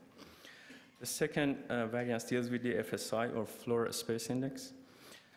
This space is uninhabitable. It's patio at grade and it's unheated. Shouldn't be taken as a GFA, but the way the zoning bylaw is written, since it's enclosed, it is part of the GFA. The existing GFA of the house is 107.8%, and what we are adding is 7.2% unheated space taken as GFA.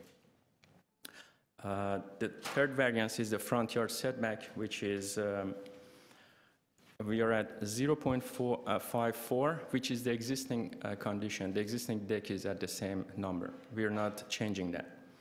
And the last variance is east side yard setback. We are at 0.3 meter, which is, again, we're just continuing the existing east line of the house. We're extending it out. We're not reducing that existing condition. All right, thank you. Does anyone have any questions? how does your porch relate to the, you're a semi, so that there's a porch that appears to look exactly like your porch on the, Yeah, there, yes, so you're taking yours down. yes. How does the new porch relate to the existing porch on your neighbor's? They will build it with separate walls, so it's going to be separate. The existing structure of the neighboring porch will be remain in place. We're not changing or touching it. They have a self-supporting structure.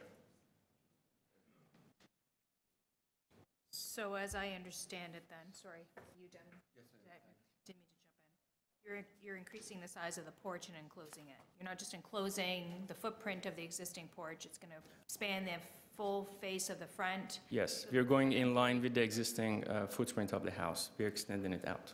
And the second-story deck will be enlarged as a result as well. Yes, which will be accessed only by the second floor.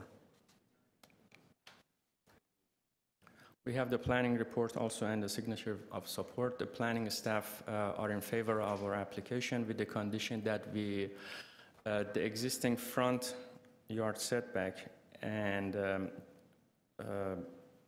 front yard setback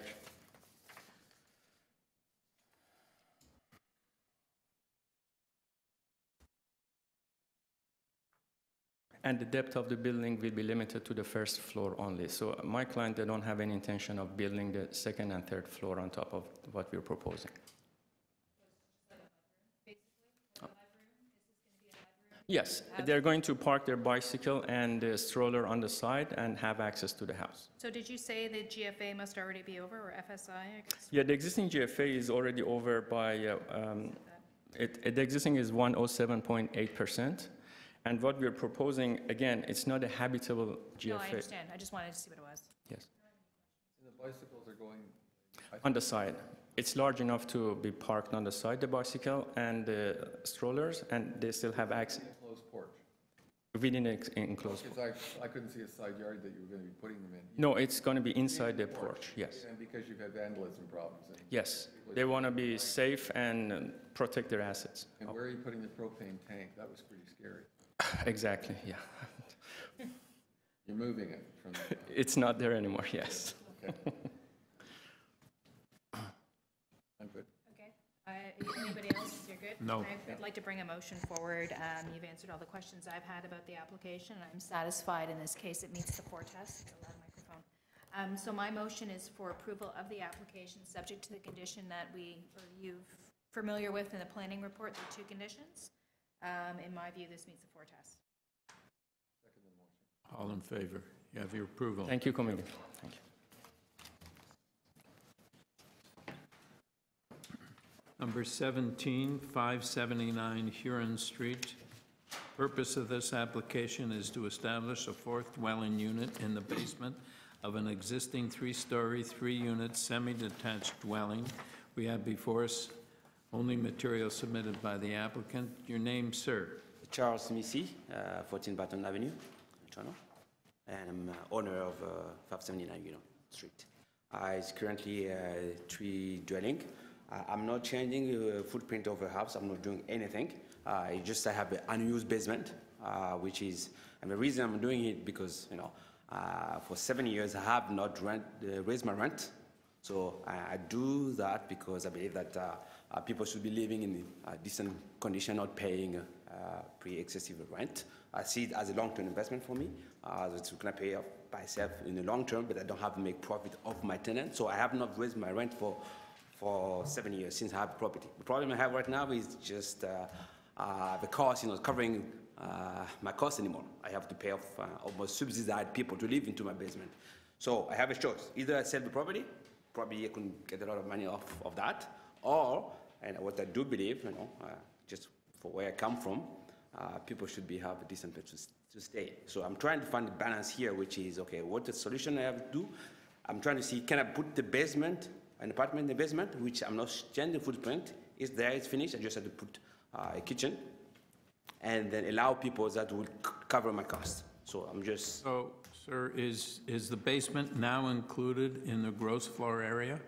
Or is it going to be included because you're renovating and fixing it up for dwelling unit? I don't know how they calculate it. It's there. It's built. It's dug. It's just nobody using it. So I don't know how. One question. Yeah. I would assume that the basement is already residential gross floor area. It is. It's Yeah. related to the rest of the building, right? Yeah, it is. Yeah, it's What's it used for? Just for storage? it's just so storage. There's nothing in there. It's just for storage. I just had a question. So so if someone have used as single family, it just build the same thing. I'm not changing anything, just adding any square feet, whatever have you. So, and variance number 1 under the old bylaw is an existing condition then? The variance is existing one. You guys already decided that a couple years ago here. I came to your committee, you say it was not the issue. So I don't really see the issue. My question was going to be relating to the prior variances. I noticed a variance was approved in 2009. It was, Says there's so- conditions that say the proposal be constructed in accordance with the plans and that permanent signs be placed on the door of each locker, clearly stating the apartment unit. So is it currently storage for bicycles and lockers? It's no, people don't have a use for it. They store the back on the side, and then it's literally locked, and it's just nothing there. Because it was just a condition of the prior variance that it be used for storage and lockers and. So what happens? Do we I don't know. I just raising that because. Oh, okay, well, I'm glad you did get now. So we're then, this variance. This nullifies that would nullify condition. it, or do we have to remove it?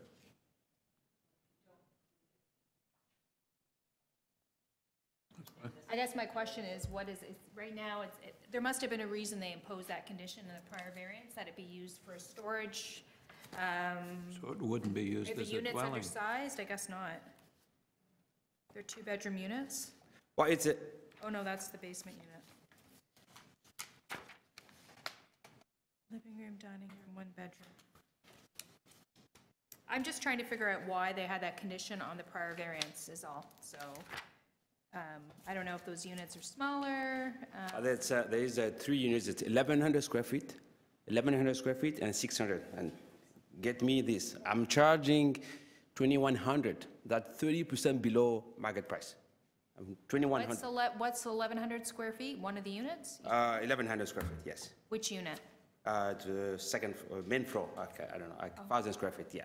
And I'm trying that. That's below market. Yeah. Well, I'm not All concerned with conditions, that right? issue. I'm just interested. I just have to raise the rent, and then it's gonna cover my cost, right? So. I don't know. I'm trying to understand what the Well, it basement's won't used be for. if this is approved, because he's using. Where's the condition? It's on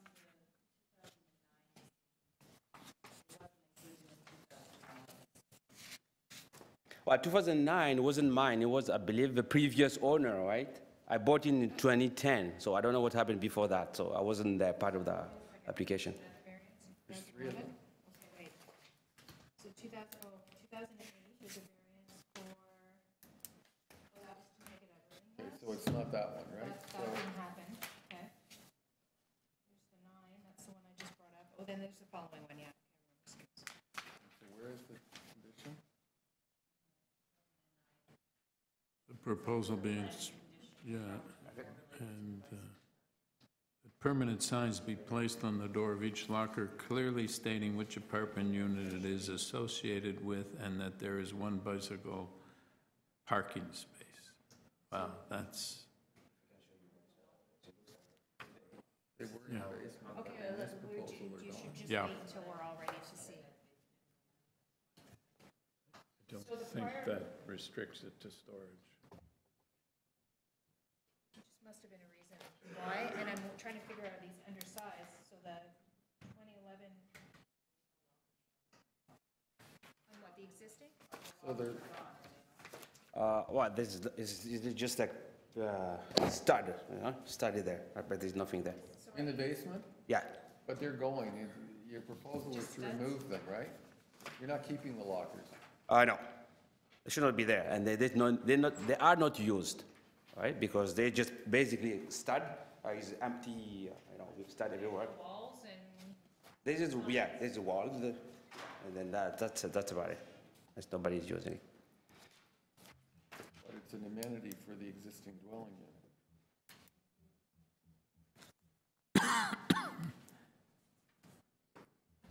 Well, look at variance number 2 on the 2011 bylaw. It says the existing floor area of the building containing second series suite is 6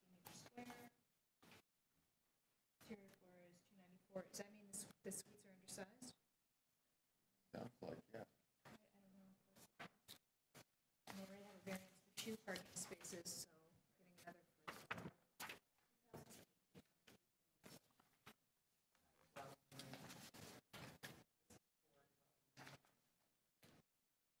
So I'm assuming that variance never got implemented? I don't know, it's a bit of a dog's process. So this is exactly where, oh, it's right,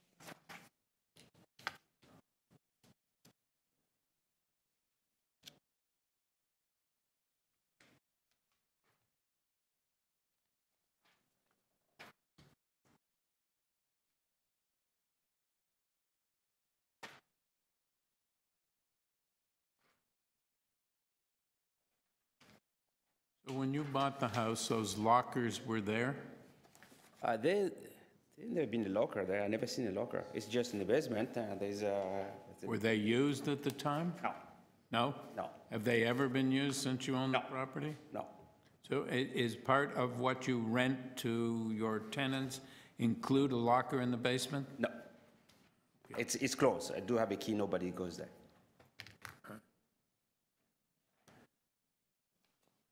Any further questions?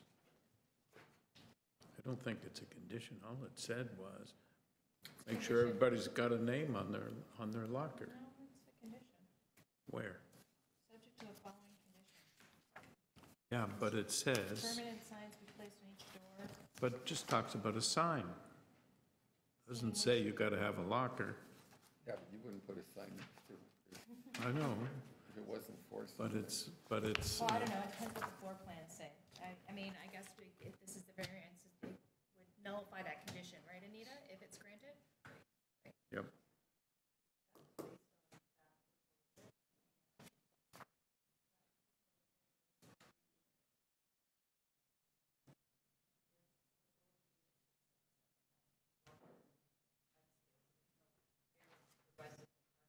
Now? Oh, under that, that's interesting. The proposal is for a unit on the third floor, a unit on the second floor, a unit on the first floor, and a unit in the basement, but there has to be access through the unit in the basement because the services for the building are in a room in the corner of the basement suite. You have to walk through the basement suite to get to it, right? Well, the way is. Boiler and the hot water tank to the whole building are in the basement. So the way is structured that you have an entrance at the back. So in between the two houses, you walk at the back, and then in the back there's a basement. And inside, you can see on the drawing, we have this wall, fire rated wall that would exclude and the machine area, and that would create a basement. So, You can get But that, in order to get to the laundry room and the boiler and the hot water tank, you walk through the third unit. each apartment has a laundry room, so I don't have to get to the laundry room there. Each apartment has its own laundry room. It's just a boiler, right? So the boiler have to be somewhere, which you don't access every day, right? Unless it's an issue. Well, the drawings that you provided for us don't indicate that there's a laundry room in each suite. It just indicates that there's one in the basement. Oh, there's a laundry room in each room right now. So different, they have it there. To get to the boiler, though, you have to walk through the suite in the basement. That's correct. There's no other way. There's another way.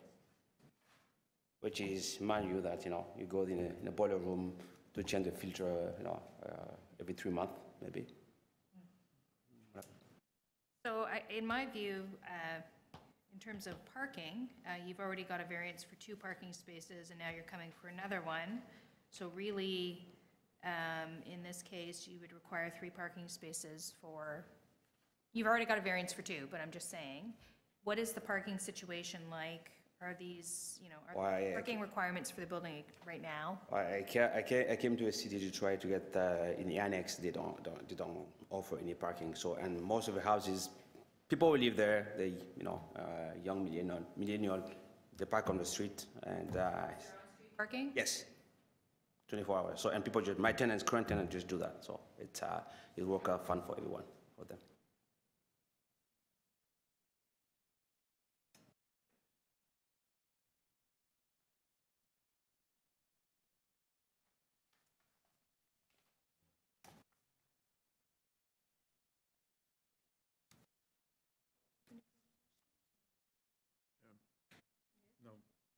No.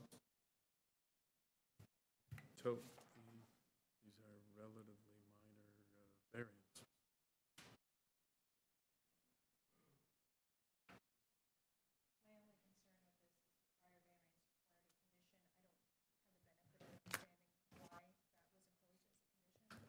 And my other concern is that in fact, this building is potentially generating the requirement for 4 parking spaces.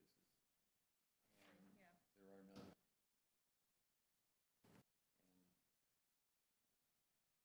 Where's the closest subway station?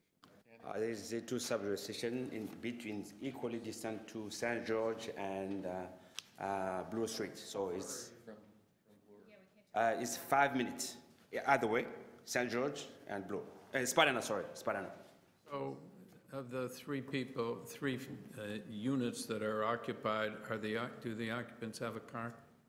I know that 2, one tenant had a car, parked on the street. The second one has a temporary car, and I don't know his situation, but you used to have a car and you kind of get rid of it. I really want you to live downtown. You really don't need a car. Myself, I live downtown. I don't own a car. I don't own a car. I take a subway to go to home to work. I don't know. There's 1 car owned by the people that live in the house. That's correct. I know, the guy on the main floor, he has a car. He parks on the street. He parks on the street. You have a permit? Do you get permits? Yeah, the city gives the permit for, yeah. So 100, and it's cheap, 120 per year, something. Okay. All right, thank you. All right, any further questions, or do we have a motion?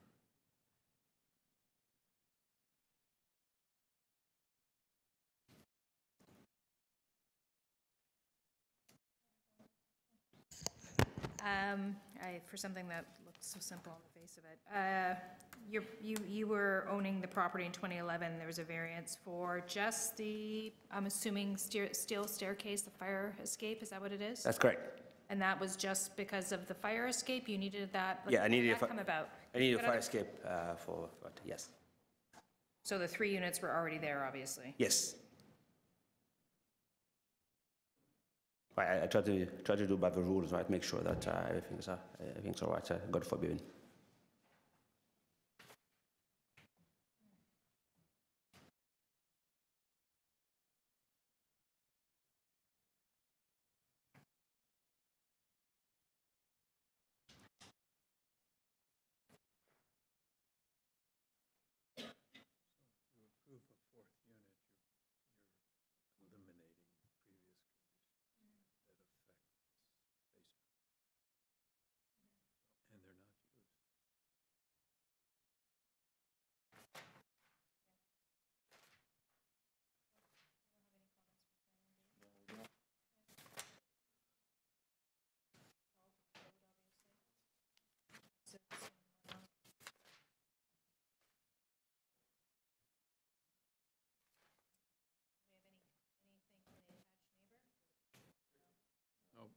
No opposition. What is the attached dwelling, the semi-detached on the other side? What is that? Is that a rental? Is there a number of units? Is it single Well, family? I think the owner lived there, but don't want to talk about bad things. But she has 10 people come in and come out. I think she wants room, but it is a single family house. So we've like.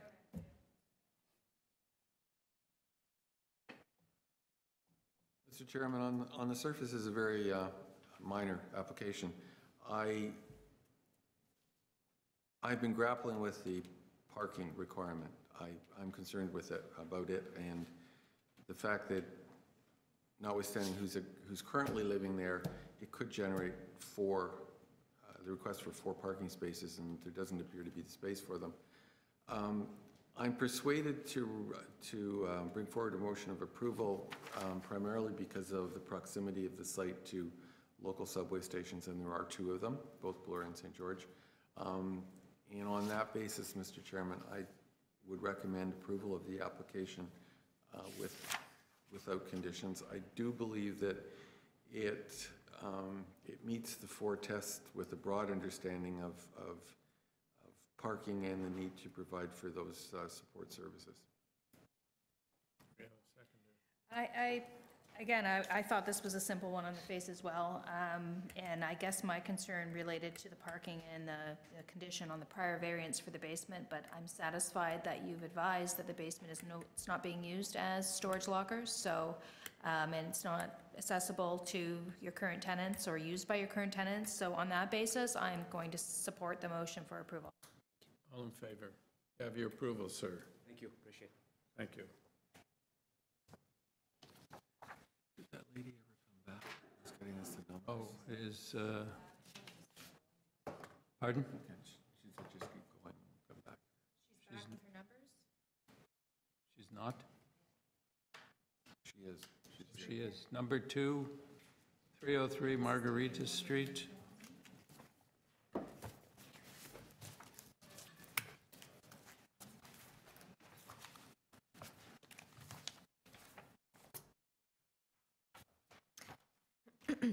Hopefully third time's a charm.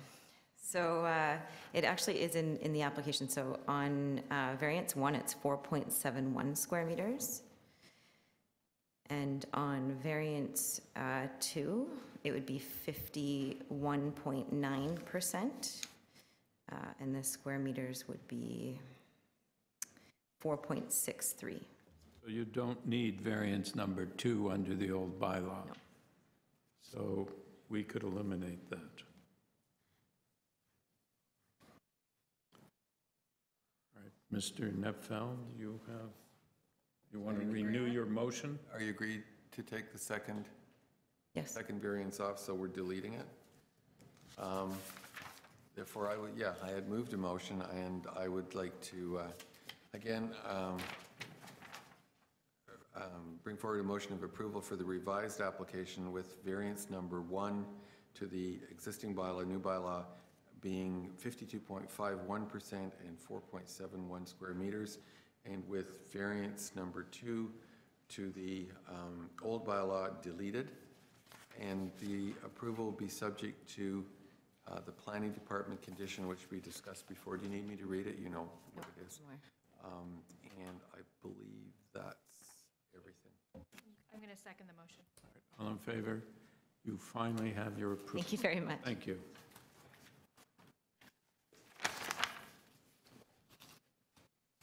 Now, we can go back to number 18, 10 Delisle Avenue. The purpose of this application is to alter the existing apartment building by converting a portion of the existing lounge amenity space on the ground floor to a guest suite. We have before us material submitted by the applicant and opposition from apartment unit 713 at 10 Delisle. Your name, sir? I'm Tony Belcher. I'm the agent for the condo corporation. Yes. Wow, this is pretty straightforward. Are there any other guest suites in the building?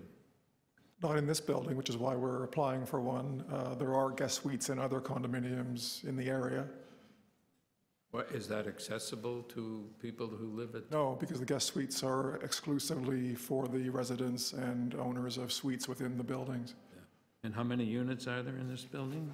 226.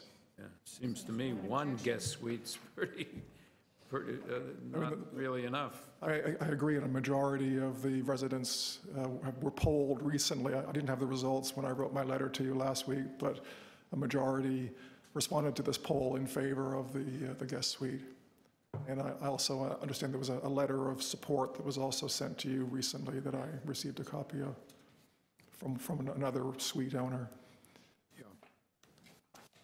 Okay, are there any other questions?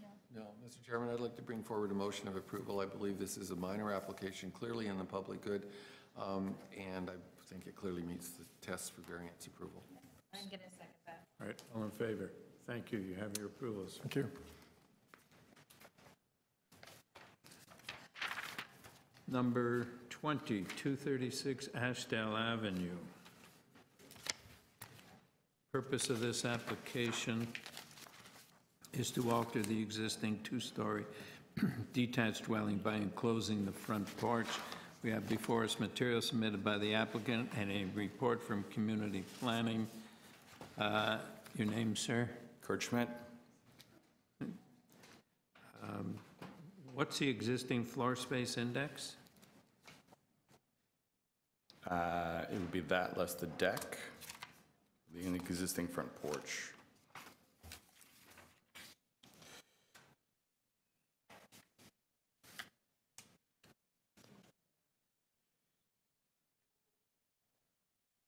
Second, I just have to use a calculator to.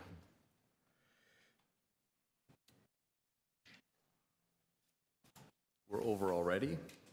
Let me just calculate it. It's on the site plan data, but it's not as a fraction. So do you know how many square meters it is?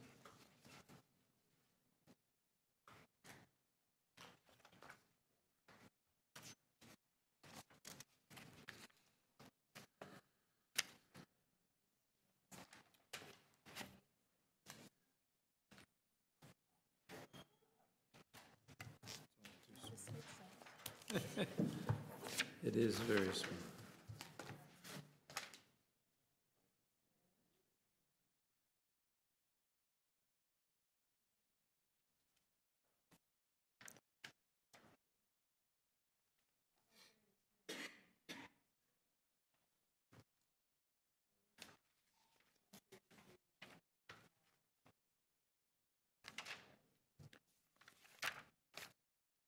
$133? No.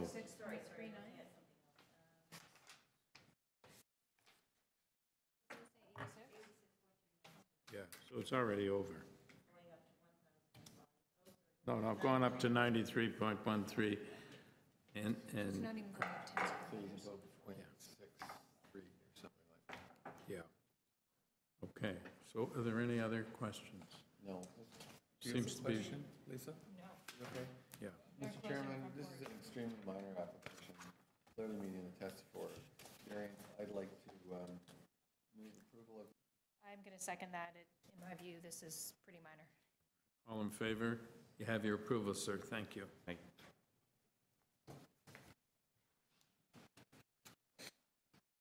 Number 22, 182 Woodycrest Avenue. Purpose of this application is to, we're holding it. Yeah, well, I think they didn't show up. Oh, he's here again. It's perfect. Yes. Do you need help? It just worked out that way. Yeah, that was Okay, to demolish the existing rear one-story addition and deck and to reconstruct a one-story rear addition with a roof deck. And we have material submitted by the applicant and a report from right-of-way management. Mr. Schmidt, just give us a brief. So with regards to there's a couple elements. The parking, there's actually no access to parking at the rear of the home, even though there's a right-of-way between the two. It's practically, from a practical terms, with a normal-sized car, you can't physically get between the two homes. They have a licensed, legal boulevard parking that's up to date and paid for. I think your staff report should have, I think you may have received something with regards to that. They'll continue with that same parking. The side lot setback is following the existing home. And then the lot coverage is very consistent with the other homes in the neighborhood, matches exactly the same depth of the home directly to the north. So tell us about the platform of the area. So Yeah. there's two platforms? So there's an existing platform, if I could give you guys. Can you put it on the overhead? Yeah, I have copies for you as well.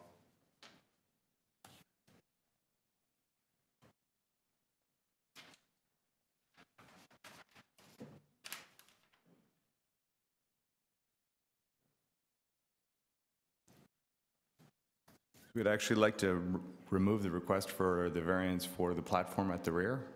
And I have revised drawings showing it be a slope roof in place of a platform at the rear. no deck on that. No deck. So where you've got the orange there, that's Yeah. going to be a pitched roof? Correct.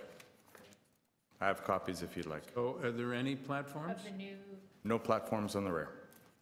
Do we Okay. want to see what the new looks like? So number 3 I think we do need. variance Attachment is, decision, 'cause it's different. number 3 variance is deleted? It's not required. Okay. All right, so do you have the revised drawings? So we need Have to. they been submitted? No, we only went through this with owners last week. Thanks. So we also need to change the purpose of the application, right? Of the roof deck? Yeah. Or, you know, if that's what he's agreeable with. Yeah, look at that.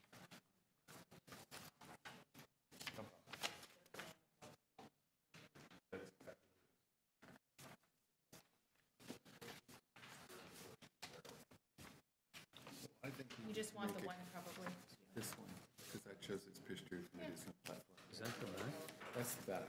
So Oh, I think yes. whatever we decide, we need to put this drawing in. Yeah. A138, A13A. Okay, so Do you have one of these that isn't marked up in orange? I think he gave it. Do you need to attach, do we need to attach it as a? I think we do, because you remove, I think. Okay. yeah, you can attach it with the orange. Okay, so it makes it a much simpler application. Do we have any further questions, or are we ready for a motion?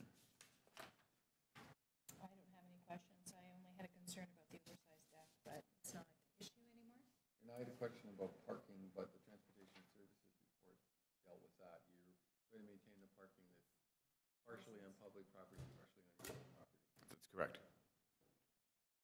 If no one else has questions, then I'd like to move approval of the revised application with variance number 3 deleted, and leaving variances 1 and 2 to the existing bylaw, the new bylaw, and only variance number 1 to the bylaw 6752.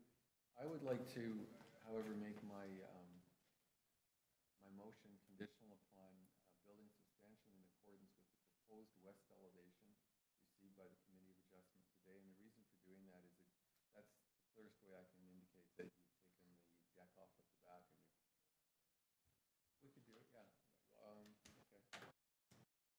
Okay. The drawings submitted to the Committee of Adjustment today, and like there's nothing do I need to recite them. And that's my motion.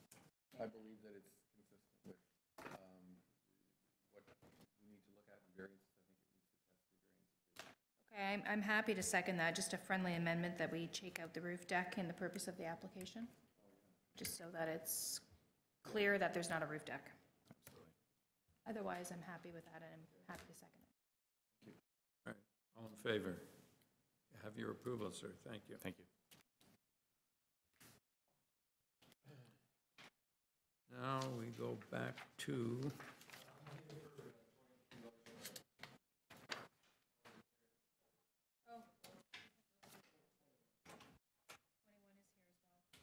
all right, just a minute, just a minute. Is 2138 Roosevelt Road here? Yeah. Is there any opposition to this application? Okay, so they weren't here either, same concern as yours. So let's deal with 21 first. Morning, Mr. Chairman. Just a moment, sir. Let me just put this on for the record.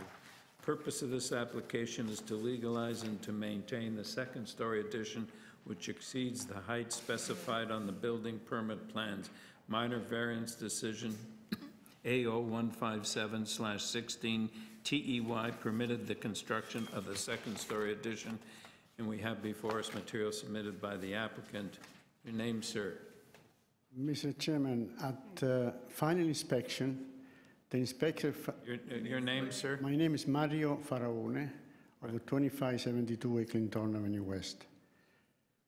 At the final inspection, the inspector found out that the height of the addition exceed the permitted height by 8 inches. That's it. 8 meters? 8 inches. 8 inches? Yeah. I thought 8 meters, That's that's quite a a lot. lot for sure. They Okay, built an so apartment building. that was a building error essentially? We had to explain to the carpenter where he made the extra height, where he gave the extra height. Okay. He went with a couple plate more and they get 8 inches more. That's the only thing that's changed from the prior, is that the No. only thing that's changed from The the only prior thing that variances? changed, yeah. Yeah. Is there any, what was the prior variance? Is there a decision on that? Any further questions?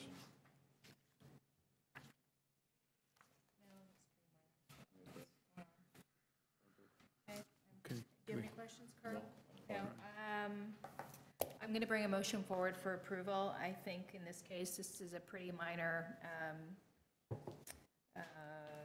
variance in conjunction with all the other variances. I mean, you said it was, what, 8 inches over? So it's not like you're gaining No. feet. So I'm... Or 8 meters. Or 8 meters.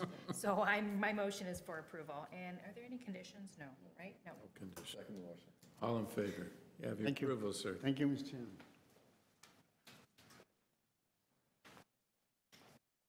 Okay, now, oh, here, 21, number 2372 Larchmount Avenue.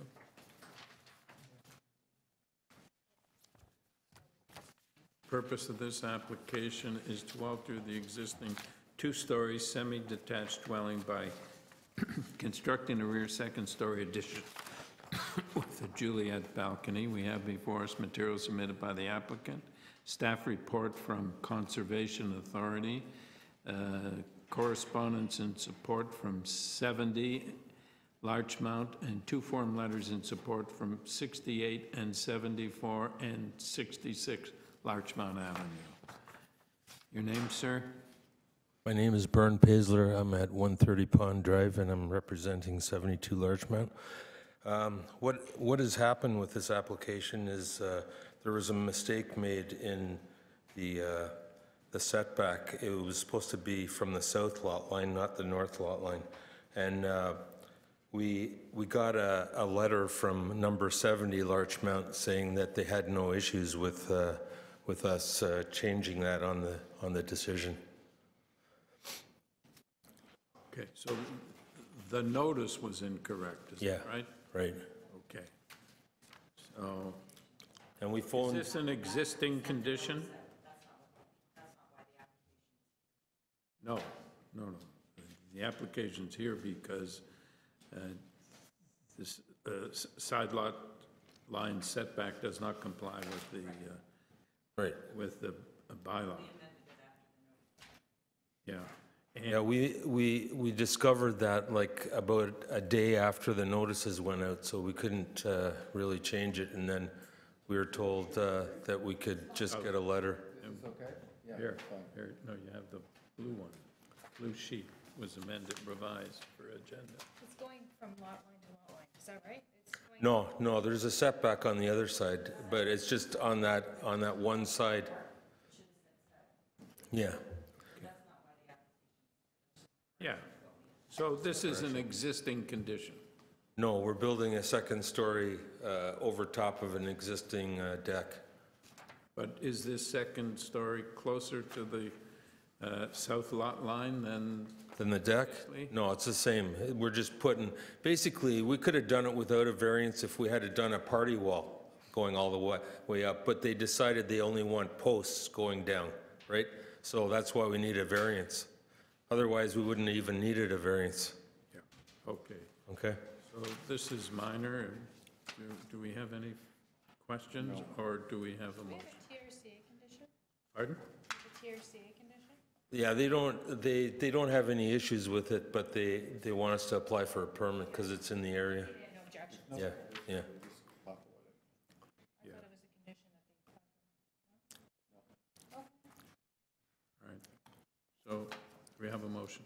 I'd like to move approval of the application, Mr. Chairman. I think this is extremely minor and clearly meets the test for variance. We have a seconder? I'll second it. All right, all in favor? You have your approval. Thank you very much. Now we're going back to number 758 Linnsmore Crescent.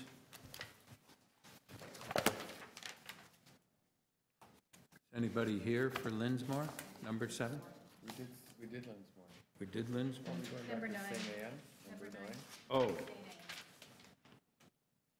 happened? Okay, yeah. This one we didn't do. 20, number 9, 26 St. Anne's Road. Sorry. Right, the purpose of this application is to alter the existing 2.5-story semi-detached dwelling by constructing a rear 1-story addition, a rear ground floor deck, and a rear basement walkout. We have before us materials submitted by the applicant, 13 form letters in support, opposition from 7 and 9 Hayden Park Road.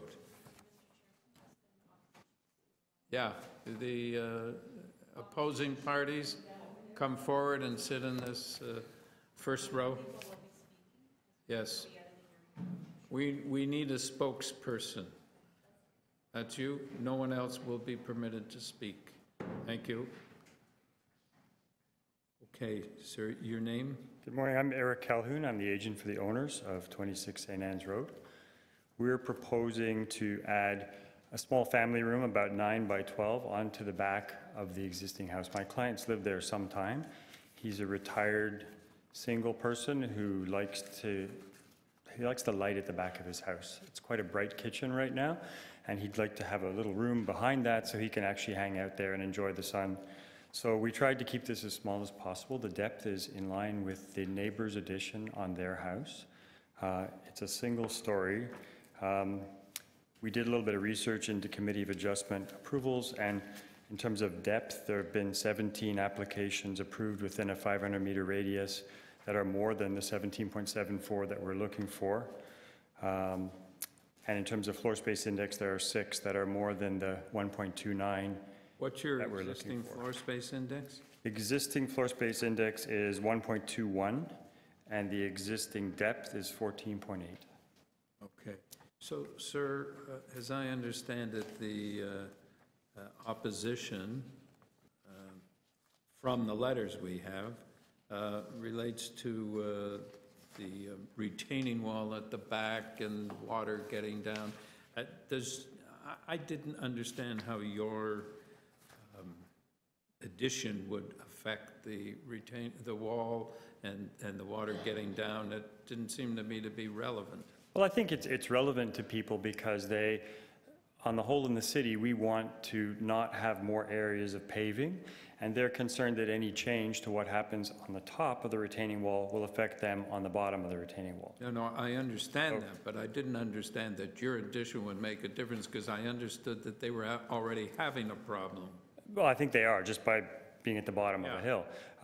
We had a discussion before. My client has actually applied for and received exemption from the downspout disconnection program because he's had water issues in the past. So his downspouts do run into the sewers right now, as they always have since the house was built, and our new addition will connect into that as well.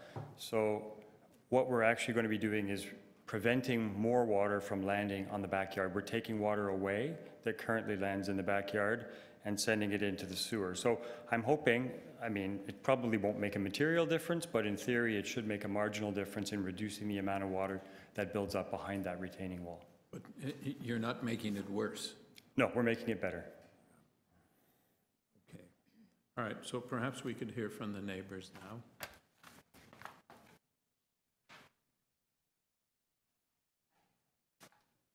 Thank you. My name is Allison Mounts, and I live at 7 Hayden Park Road, and so we are the neighbors below the retaining wall, and I'm here with my neighbors. Are you directly behind this property?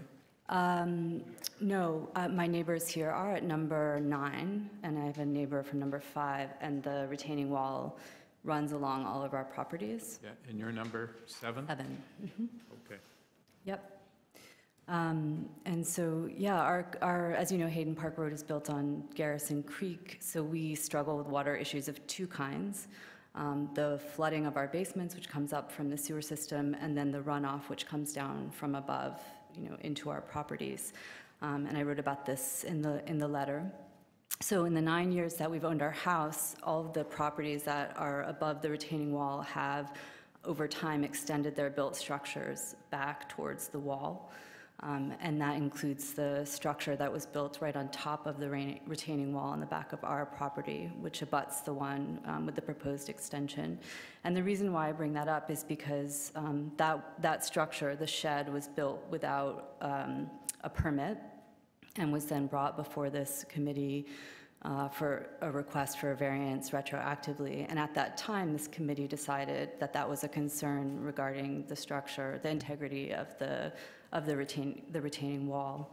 So our two concerns are the structural integrity of the retaining wall, and I have some photos if you'd like to see them, and then the water problems. And I appreciate from the architect, Eric, that the water is going to be diverted into the sewer system. Our concern is that we're struggling with the water in both ways. The water that's coming up through the sewer system into our basements. So in 2013 and 2018, we were all on Hayden Park Road flooded badly in our basements from the water events that happened, and of course the runoff as well. Yeah. Well, I sympathize with your problem, having had water in my basement. How does this addition impact you? Is this addition going to add to your problem? Well, I'm not an architect or an engineer, but of course, I do have a photo that kind of shows you what's happening behind. The 26 St. Anne's, you should know, is already the tallest structure on the block. It has an additional floor on top of it. And what's happening is that we're concerned about any major construction. So presumably with the addition or extension of the floor, there's going to be foundation, there's going to be additional weight. Thanks. Yeah. Some of them are here and others. Sure. Sure. This is not major construction. I don't know. In the tight spaces where we live, it seems like major construction, and so we have concerns about overall the taking away of the absorptive capacity of the green space, and then additionally the construction and the weight that goes onto the wall. Could you tell me? I'm sorry, I didn't understand from the information. Where is the retaining wall? How long is it? Who owns it? It runs, we own it, it's on our property. We didn't build it. It was probably built 80 years plus ago. Okay. It's on all of our properties. So it runs, you can see on the edge here. It runs, so that photo is actually taken from the parking lot of an apartment building on the end. So that's the beginning of the retaining wall, and then it runs along the backs of the following 3 properties. So if you look, the tall gray structure on the top is actually 26 St. Anne's. And so you can picture the retaining wall, kind of where it runs in between our properties and the properties behind us. Yeah, that's right. At least 4 properties, or 5. Our 3 it runs behind, but then it also runs behind this more commercial property that has an apartment building. You're on the lower level than the properties on St. Anne. Correct, yeah. So you've got overflow drainage, and the other point you made, notwithstanding the fact that there's been an exemption from the sewage, you've also got water coming up through the sewer system. Correct, yeah. Right, so our uncertainty is we don't know that it's necessarily better that the water goes into the sewer system, because we have that problem as well on 7 Hayden Park Road in 2013 and 2018 with the flooding and the increased, water events going on. So I take it that you haven't retained an engineer or anybody of that sort to determine what the cause of your problem is? Actually, we did retain an engineer personally when we bought our house at 7 Hayden Park Road. We brought in someone to look at the wall, but that was in 2009 before all the properties, changed above us. So no, we haven't yet been able to retain an engineer. In what way did they change? Well, I mentioned that the properties, each of the properties on St. Anne's behind us has extended their built structures back towards the wall. So in the one directly behind us, it's the construction of a large shed on the wall. In other cases, they've built the properties back, either with interior spaces that are enclosed. So when you first moved into your property, did you have a problem with the water? No, we moved in 2009, and the flooding happened, as it did for much of the city, in 2013 for the first time. We've always noticed that there's water coming through. There's a pipe in the wall. So the things that we're experiencing have increased over time in terms of runoff and the dropping of bricks in our garden and holes along the edge of our property in the gardens, sinkholes. So that's the empirical kind of experience that we have. Does that have more to do with the weather and the increasing severity of storms, like my insurance company tells me? I think certainly, that's something that we're all concerned about in the city. And our worry is that we don't know moving forward. There's a lot of uncertainty moving forward, and we're concerned about the overall situation and those two sources of water. I can't, of course, attribute exactly, and I would like to know more about what's happening, what happens underground. But yeah, I think it's some combination of climate change and development that the So how many incidents of water seepage into your house have you had that you think is related to the retaining wall as opposed to the sewer? Well, I can tell you specifically that the flooding was severe. I mean, in those two floods, just on my property alone, we had about $75,000 worth of damage. So we had to gut, emergency, rebuild the basement, replace all of the appliances and so on. So those are specific events in 2013 and 2018. Was this related to the retaining wall or? No, that related to the sewer system and back up into the property. So is that, do you attribute the sewer backups to the houses on St. Anne? No, of course not. I attribute it, though, to an infrastructure that isn't able to handle the increase. And my understanding is that historically that's why properties are then putting their water into gardens and lawns rather than connecting it directly to the sewer system. So I guess what I'm saying is that we have a twofold problem. We're struggling with the water coming in both ways.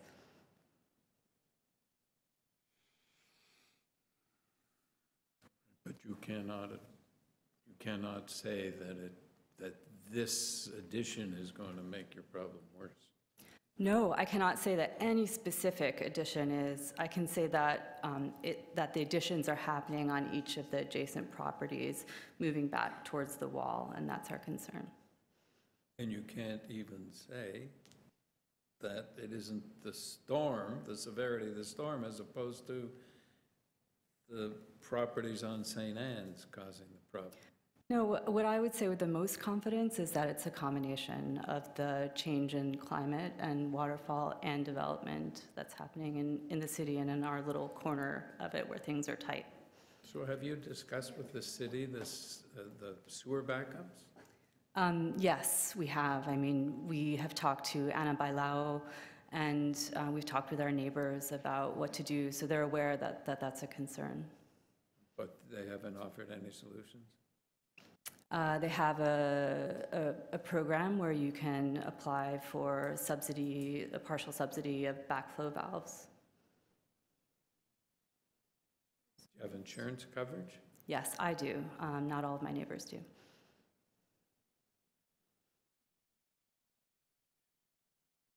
Any further questions?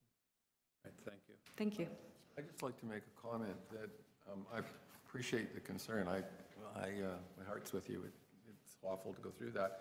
As I look, but we're charged with looking at whether or not what this gentleman proposes is going to make that situation worse, and if relieving the bylaw would generate a problem that you don't now have. As I look at the existing site plan and the proposed site plan, unless I'm misreading them, the area that is going to be covered by the proposed one-story addition, were it to be approved, is currently a deck, stairs, and a concrete walkway, none of which is permeable. So that area is already creating runoff. It isn't grass, the water isn't going down and into the soil, and Basically, it's hard surface now. As I look at the proposed site plan, the difference, if you're only looking at water runoff, the difference between what's existing and what's proposed is basically there's half of a little deck and stairs down from the deck project into what is existing soft landscaping. It seems to me that that area is the area that is changing rather than the actual addition. If the addition was going onto an area that was all grass and it was absorbing water already, I would be very concerned. It doesn't appear that that's the case. It appears the addition's going on to an area where the water isn't going through anyway because it's either concrete, a deck, or stairways. And which doesn't mean that by pushing that addition back, a portion of the deck and the stairway is also going into the landscaped area. What I'm going to ask the applicant is if there's any attention he could give to the way in which the deck and the stairway are constructed in terms of materials that would allow for more runoff than, or less runoff, I should say, than if they were concrete. And I'm going to ask him that question. He may have already thought of that.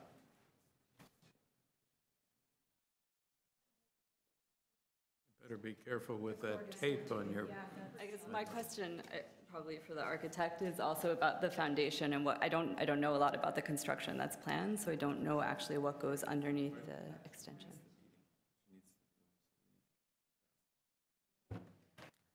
Just to address the deck, it is a deck. It's a wooden deck, so it will be permeable. It's an interesting... Sorry? It's slatted. Yes, exactly, yeah. Yeah, the basement walkout is a typical basement walkout. Stairs are wood too? Yes. So it's not a poured concrete deck? No. Okay. No. There's no soft scape reduction, there's no variance for soft scape reduction. And my client didn't want a deck. He wanted to get down to the yard as quickly as possible, but we have to provide a landing. Once you provide a landing, it might as well be something you can actually sit on. So it's a little bit larger than the bare minimum, and we had to get over top of the basement walkout. So we've tried to be responsible neighbors. My client is concerned that the neighbors are not 100% in support of this. He's, wants to be a good neighbor to them and do whatever's possible. I think by keeping water off the property, off that ground, unlike most projects where we're trying to get as much green space, as much water into the backyard as possible, this one I think is a little different. And the fact that we have an exemption from the city and can take the water away will actually improve the situation as it relates to water that drains out of the bottom of that retaining wall right now.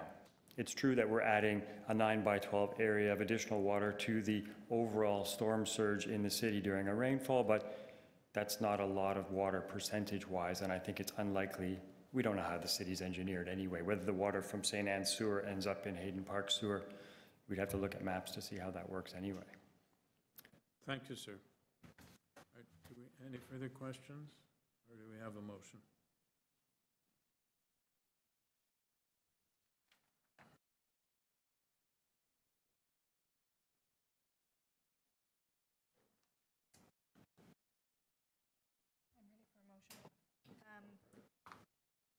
Well, I am sympathetic with the neighbors' concerns about the potential impact this could cause, this proposed addition in terms of water runoff.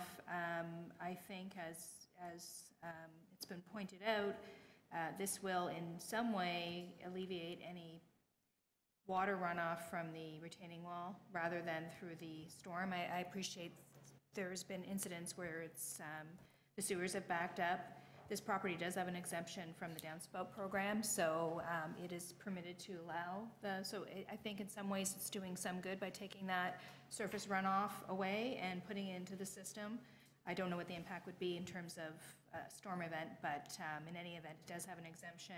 And I do note that the size of the addition does match what's going on directly next door. I don't think it's an overly large addition in my view, and we don't have any variances for reduced softscaping in the rear yard. So given all of that, while I am sympathetic with your concerns, in my view, my motion is going to be for approval. I do feel this meets the four tests for the variance, for the specific variances before us in terms of depth and floor space index, and so my motion is for approval.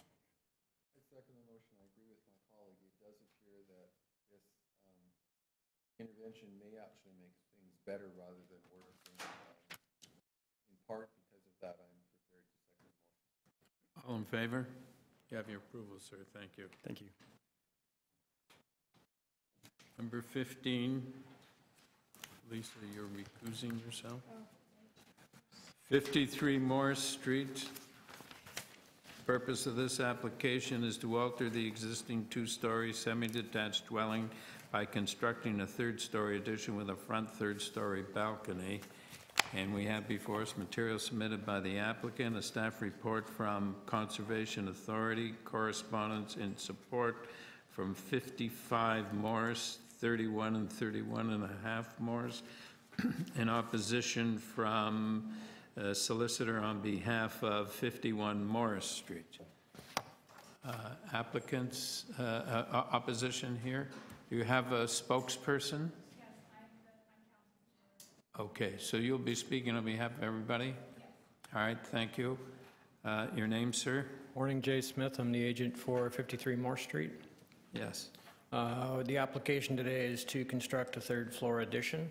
The addition is set back from the front second-floor wall as drawn. We are asking for an increase in GFA, which, when we did research in the neighborhood, we found several properties with precedence on surrounding area, including Morse Street, that either matched or exceeded the GFA we're asking for. Our wall height, we're asking for 9.75 compared to the 9.5 allowable. In that case, if committee would like that, we can remove items 1 and 2 for the variances, and we can match the 9.5 meter wall height. The side yard setback is 0.45. We're asking for 0.05. Again, there are several instances, and I have them here. Is this existing? It is. It is existing. And the house to the south is a detached home. So there is a gap between the two houses already. Have you spoken to the neighbors in opposition? The owner has spoken to them several times, yes. You haven't? I have not. The owner has handled that, yep. Okay. All right. Carl, do you have any questions? We don't have any information that illustrates how this three-story dwelling, which is a semi, relates to the attached building. Do you have drawings of that? We don't have anything before. Yeah, the attached on the other side, which didn't have objection, it's going to be set back, so we won't be a party wall. We'll actually be built on the lot line. It's going to be set back from, I'm sorry, I didn't follow that. The attached wall will not be a party wall on the third floor. We'll match the existing No, but I'm more lot line. concerned with The elevation. The existing front elevation that you have is a two-story, but you're proposing 3 stories. I'm presuming that the house you're attached to is 2 stories. That's right. That could look quite awkward. Could you illustrate how the two properties look together?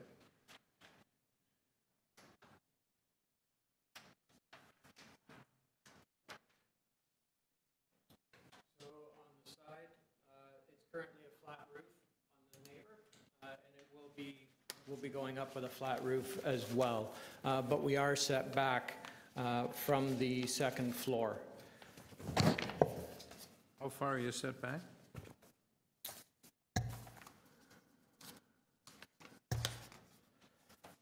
We are set back 1.5 feet.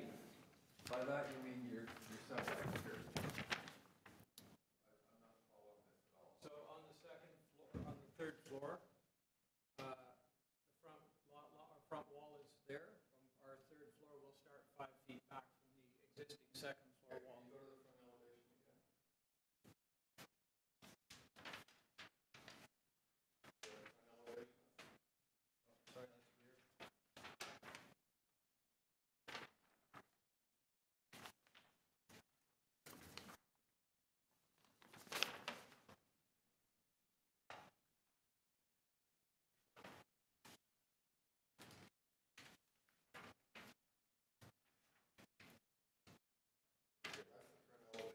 Sorry, that's weird. Attached on which side? This side or this side?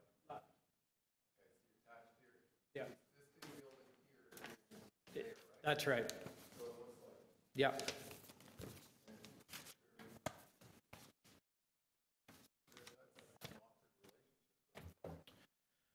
It is, but unfortunately, in order to put a third floor on, given the width of the house, it would be very difficult to put a sloped roof or anything like that and have it usable. The width of the house, being a row house, is very narrow. So when you say row house, are there other, is this a, Well, oh, it's semi-detached? It's semi-detached. On this side, the middle is a row house. It's three houses in a row.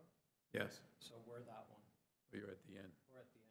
So it's semi-detached for us. It's a row house for that one. You say it's necessary in order to put the third floor on, but it isn't. It isn't necessary that you get an exemption from the bylaw to go above 0.6. No, it's not necessary. We're at 0.63 existing. You're in a position of having to convince us that we should vary the bylaw to permit. I'm not convinced right now, so convince me. That looks really awkward to me and out of keeping with the character of the existing building. So is there something I'm missing? Because based on what I've seen, what I looked at on the site, I don't see that this is desirable. I take it, sir, that when you say there's three in a row that are the same, I take it that the third one that is not attached to your property is the same as the one that is attached and to your, same as your property as well. That's right. Yeah. Okay. Yeah. And there are examples, including 87 Morse Street. 87 Morse Street there too, where they've gone up with a third floor all the way to the front, created a hard face all the way. And I would say the attached neighbor has no objection to the third floor addition. Okay, so in this one that you're talking about, it looks like it's consistent with its adjoining neighbors. It is, but we're the first one in that road at an extra height. Yeah. And unfortunately, like I said, we can't do a slope roof because otherwise our height would again be much higher than the 9.5 in order to get space. As it is, we're going to be 7.5-foot ceiling height on the third floor. So is this the only example of a third floor on Morse Street? There is. The only one I have pictures of at the corner of Morse and Eastern. There's a whole development now that is third floor there, which is a row house unit at the corner just up the street at Morse and Eastern.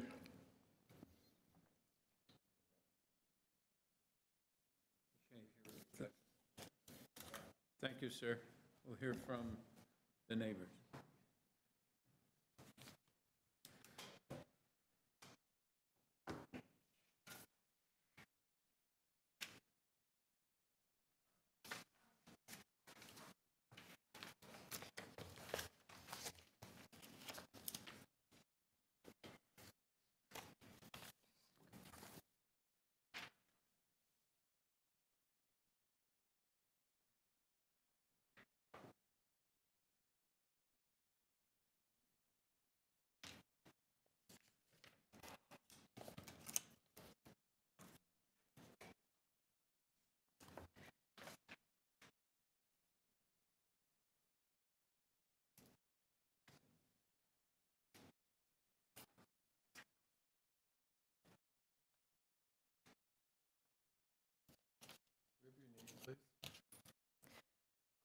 My name is Mary Mawan. I'm counsel for the neighbor on the adjacent property. Just looking for Is that number 51? 51 Morris Street. Oh, that's very odd. Okay. So my client is Nadia Le Pen and her daughter over here. They're on 51. And I think the point that you raised earlier is actually quite relevant for this application because we feel that this application is deficient in the fact that nothing in terms of the visuals that are provided show the building onto the right of Morris Street, 53 Morris Street. So 51 Morris Street is actually a peaked roof, whereas this is a flat roof, and in characteristic of the neighborhood is mostly consists of buildings that are of peaked roofs. 51 is attached to 53?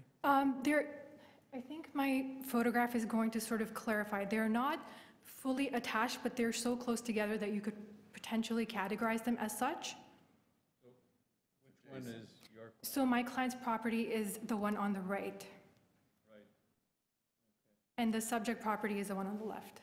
So how much higher than your client's property will this proposed addition be? We can't say because we haven't seen anything in the drawings that have been provided in the application. Okay.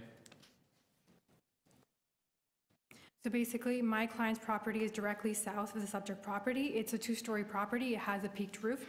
It's not a three-story property. And my client's two main issues with regards to this application is the fact that if there is an additional third floor that is added, it is going to block my client's light. So I'll explain that further if I just move on to the photograph that I provided earlier. So my client's property is 51 Morse Street, and the subject property is 53 Morse Street. If you look on the area where the two houses are joined, there is a small window. If you're able to see, I can put it on to the screen if that helps. Yes? Yes? Okay.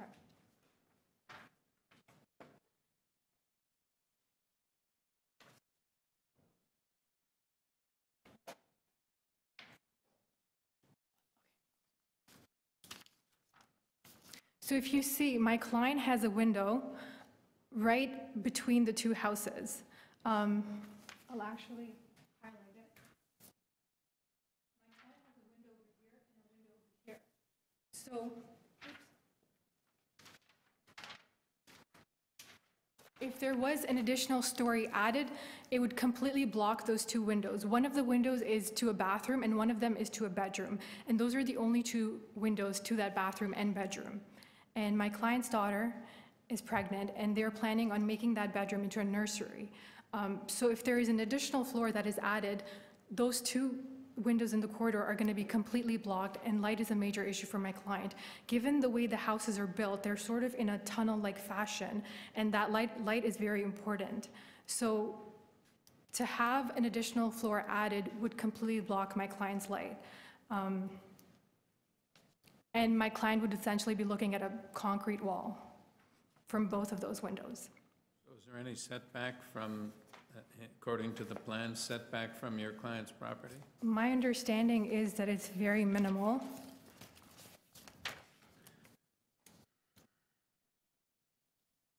My understanding is that it is very... Your client on the south? Yes, my client is on the south.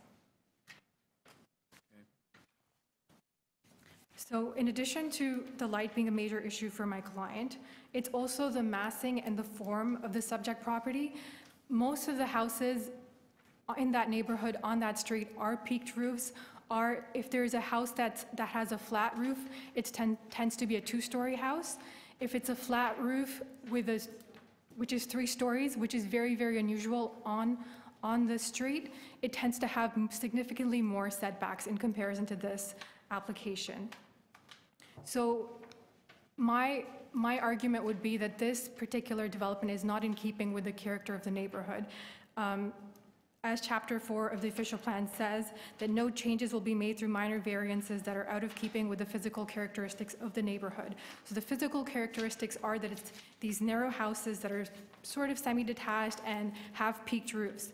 But the proposed application is actually a 3-story house with a flat roof. So it's a very box-like sort of structure with a larger FSI, so it's overly large and imposing in comparison to its neighboring properties. It's just not in keeping with the established character of the neighborhood. And as I have said earlier, most of the houses on the street are actually peaked roofs, or if they're flat roofs, they tend to be 2-story.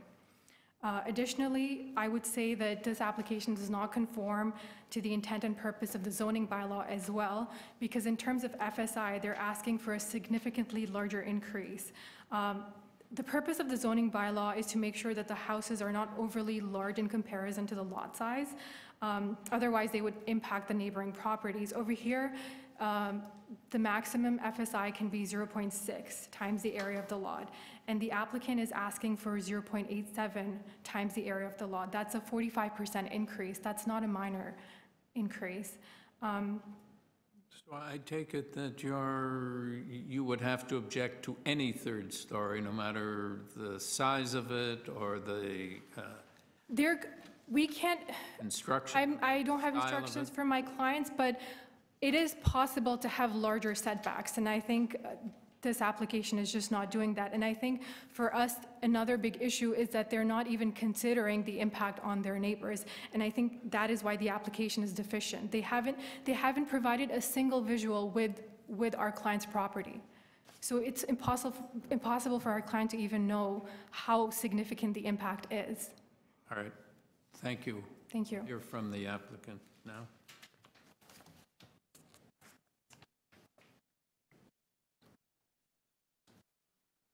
As per the site plan, you can see how much that second floor is set back compared to my client when we go towards the rear of the property. According to GFA approved in the neighborhood, 73 Morse Street was approved from 0.6 to 0.87. Its walls were approved from 9.5 to 9.82, and its setbacks were approved from 0.45 to 0, which is almost exactly what we're asking for. 77 Morse Street was approved at a 0.78 with walls at 9.79. What about the adjacent neighbors to that property? Is there a block? I mean, we have a property next door. Well, first of all, we have the one you're attached to, which my friend Mr. Netfeld has pointed out would look odd. But now we have the neighbor on the other side, south side, who says you're going to block 2 windows. Well, as you can see, their second floor is set back. As per the site plan, that's their wall where those windows are. I believe we're at least 1.2 away from that wall. 1.2 meters? Yeah, at least. The other issue we have, and council brought up, that there has been no communications about the construction, which is not true. Our neighbor has even offered to re-side the side of her house with a waterproof membrane and permeable or flame-resistant siding at his cost, so that she wouldn't have to deal with that later once that wall was installed. So we have been communicating with the neighbor, and that was offered before this was even. You're not setting the third story on the south side lot line any further back than it already is. Right, The it's second existing. story already is. Yeah. But you say that there's still a 1.2 meter. At the rear, yeah. Because the window is in the rear section that is set back. The window is not in the side of that peaked roof where it's closest to. Windows, of course, are on the second story. Second story, and the windows are in this wall here, which is the 1.2 back. They're not in the wall that's directly adjacent to the property. So there is room there. We're not going to block the light completely. As far as the look of it, we can aesthetically try to minimize the impact of the front wall. If it helps, we can do a 3-5 slope on the front wall to give it a softer feel. But again, we can't peak the roof due to the fact that we're already going to have a 7.5-foot ceiling height. Okay, sir, you're prepared to abandon or delete variances number 1 and 2? Yes, I am. And so we have 3, which is floor space index of 0.87, and we have the number 1 under the old bylaw, which is a south side lot setback of 0.05 meters, which is existing. That's right. Okay. And like I said, I have 11 examples here, and I've got them printed of GFA in the neighborhood that is over 0.87 on a 0.6 property. On the neighborhood, does that include Morse Street? It does. I have, like I said, 73 Morse. Right up the street is 0.87 with walls at 9.82 and a 0 setback, and that's 73 Morse, which was approved. I've got wall heights at 116 Morse that are 11.9. Or 11.49 compared to 9.5. Well, we're not concerned about the wall heights. No, but there is precedent on the street for what we're doing.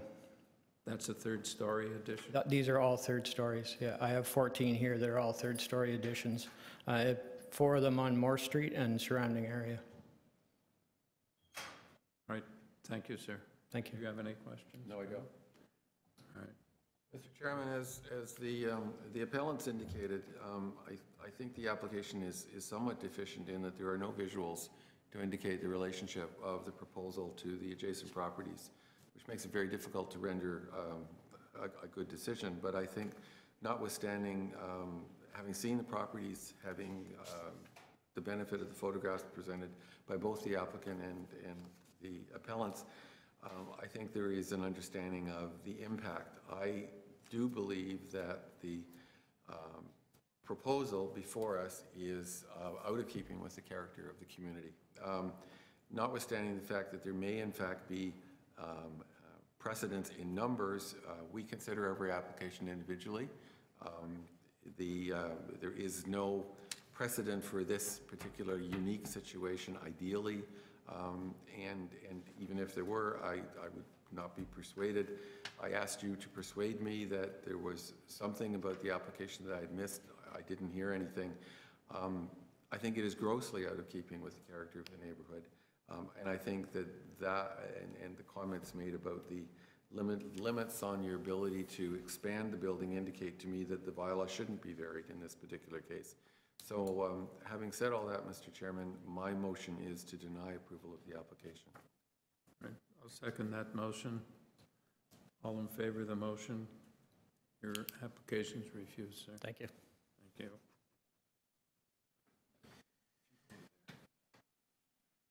Yeah. You need Lisa back. Number 19, 3 Corley Avenue.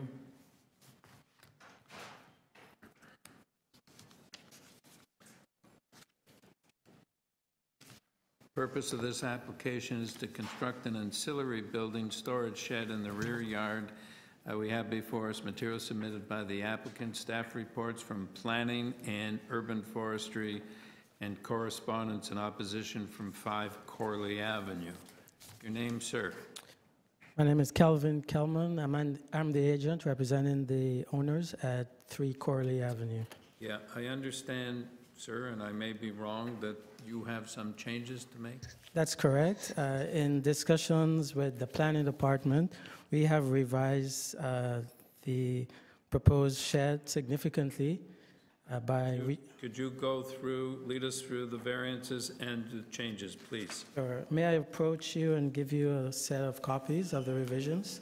Okay.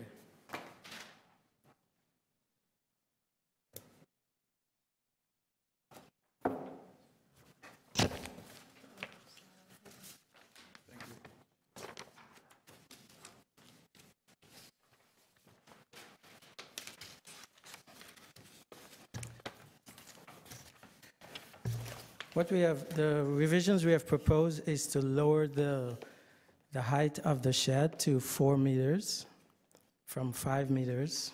So you don't need variance number 1? Correct. That has caused the Pardon? removal of variance number 1. Yeah, no, I've got it. Likewise, we've also reduced the floor area of the shed to 26 square meters, which has removed variance number 2. Yes.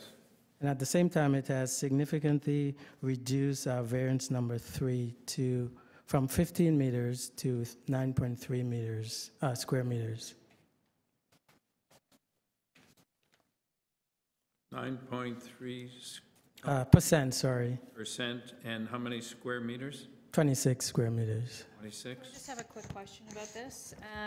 Is it possible to comply with the percentage of maximum coverage? I guess it depends on the size of your lot. I've answered my question, because you meet the requirement for. Yeah, correct, yes. Just the lot, is it a small lot? It's a small lot, and what I'd like to propose is, this is a landlocked lot.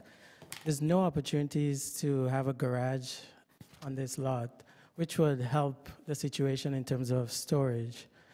The owner currently has 2 small storage sheds, so we're trying to consolidate those 2 smaller sheds into one shed, which he can then insulate. The owner plays a lot of hockey. When he stores his hockey equipment in the current sheds, they're not insulated, and there's no opportunities to spread them out to dry them. This house is extremely small. In fact, the permitted GFI is 0.6, which works out to about 166 square meters. The current GFI of the house is 116 square meters, so it's a very small house. There's only 2 bedrooms, and I've been in the house. To get into the bathroom on the second floor, you have to kind of go sideways to shimmy in. So there's really no opportunities for storage in the current house, and the site does not allow for construction of a garage, which will satisfy the storage requirement. So that's one of the reasons where the owner is wishing to propose the size of storage shed. I'd also like to indicate that this site is significantly lower than the property to the west and the south. In fact, on the west, there's a current 11-foot high retaining wall, and to the south, the house to the south towers over the property. So the shed is not going to have such an impact visually, and the height will allow it to be below the canopy of the current trees. All right, sir, thank you. We'll hear from, now, we're just going to hear from, are you a spokesperson for the two of you? Okay, thank you. We'll hear from you. I have just one question. My understanding is that this is going to be used for storage, and one of the requests of suggestions from the planning department is that there be no sewer and water connections, so they couldn't be used for housing. If it's to be used for storage, why is the inside wall being finished with faux brick, and why are there so many windows and sliding doors on it? Well, Sound like a storage shed to me. well, it's a storage shed, but you know, the owner also wants to be able to maybe, you know, he's going to also be using it for craft work, possibly, you know, in lieu of a garage where you can do, you know, do woodworking for your home. But no plumbing and... No plumbing and sewer connection. And that requires finishing it with faux bricks and so forth on the inside? That's just a personal choice. It does not have to be faux brick. I mean, That can be deleted. I just want to make sure that what you're proposing is what you're really going to do with it.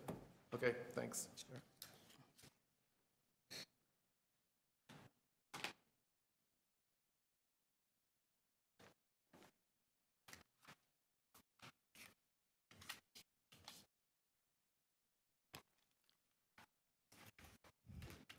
My name is Suzanne Marks, and I'm at 5 Corley Avenue. This is my husband, Ross Marks. We are directly adjacent to 3 Corley Avenue. You're 5? Sorry, we're number 5. Yes, thank you. To the east. Yeah. In addition, we put in an opposition, we submitted an opposition. And in addition to our written submission, one important fact which we draw your attention to today is that our properties are very narrow, 25 feet wide. Building a shed the size proposed by 3 Corley Avenue will create a wall effect. I put that in the submission. I actually have the exhibits to the submission here that I said I would provide at the hearing, if I can bring those forward.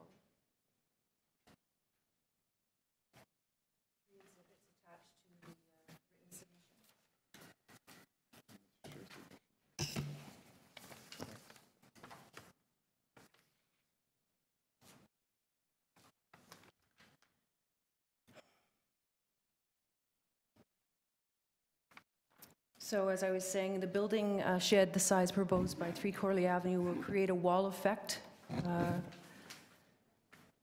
for us because it will be so close to our property line.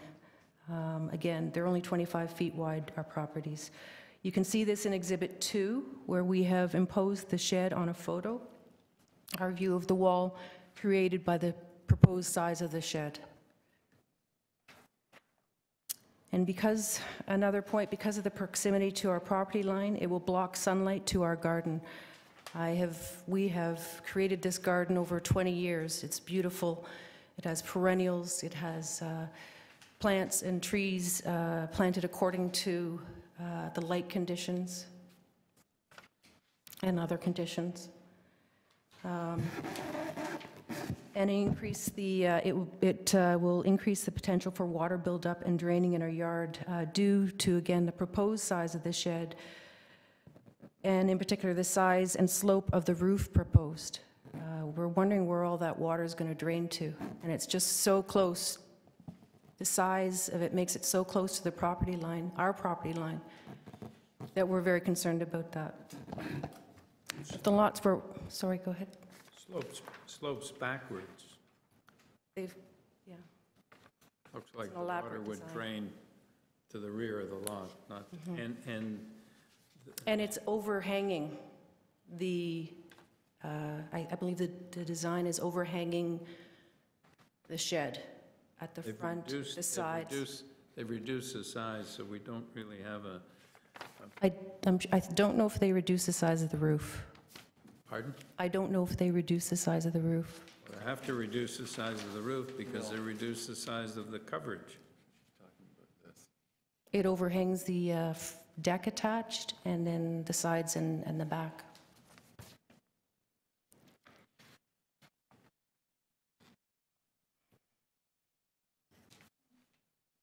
If the lots were wider, the proposed shed would not have as great of an impact on our property because it would be further away from our property line.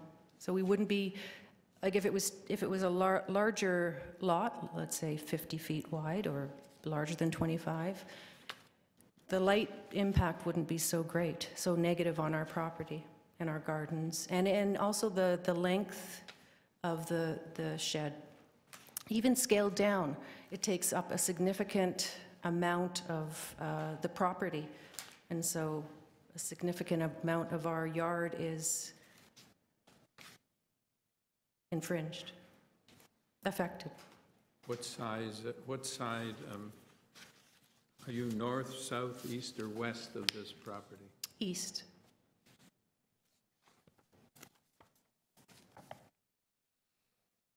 Okay. And also there's, when we moved in, there was an existing addition onto the back of their house, right next to us, which we moved in with that. Thereafter, the previous owners built a deck, which you can see on the survey, I think, or the site plans, that's oversized, that's 8 feet off the ground. I know this existing owner didn't build that, but I have a picture of that. We face that addition, and then that oversized deck, which is about 11 feet in length. I'm sorry, I'm speaking feet. And it's the width of the house, so it's very oversized. So we face that high up.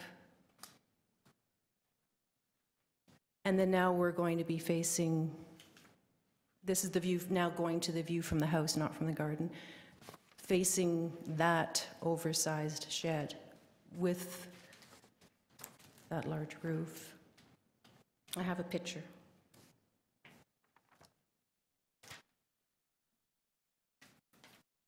Have you seen the revised drawing?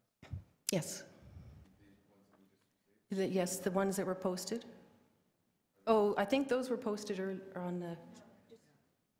My question is, the applicant reduced the size of this building, and that's...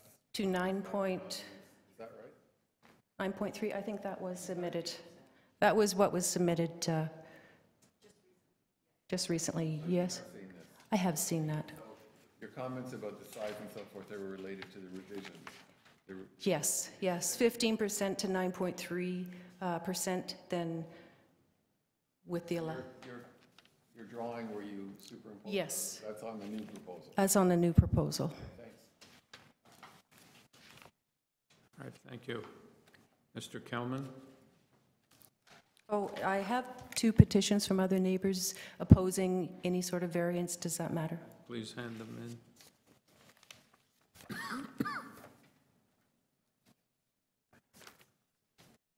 We've been handed a petition in opposition from 25 Corley Avenue and from 19 Corley Avenue. Yeah. Have you seen these, Mr. Kelman? No, I haven't. Well,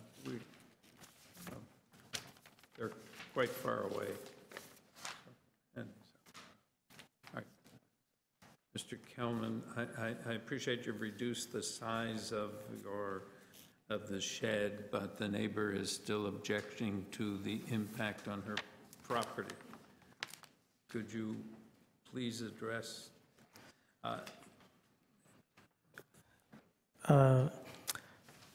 In terms of the impact from sunlight, or first let me deal with the roof. In terms of the overhang is only 8 inches on the side, and it slopes to the rear, so there will be no runoff onto the eastern property. The 8-inch overhang on the side does not go over the property line? No, the setback is 1.8 meters on either side. Yeah.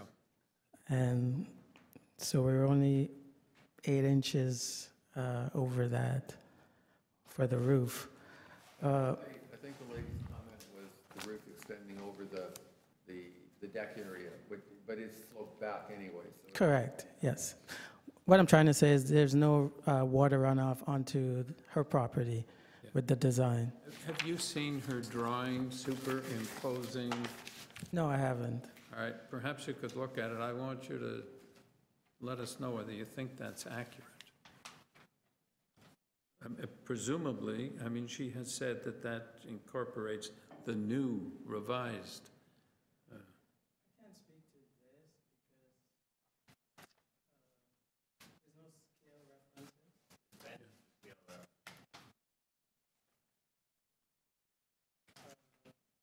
What I would like to show you is a photo from the house to the backyard. Okay, leave me with this. You need to put it on the overhead so that. Yeah.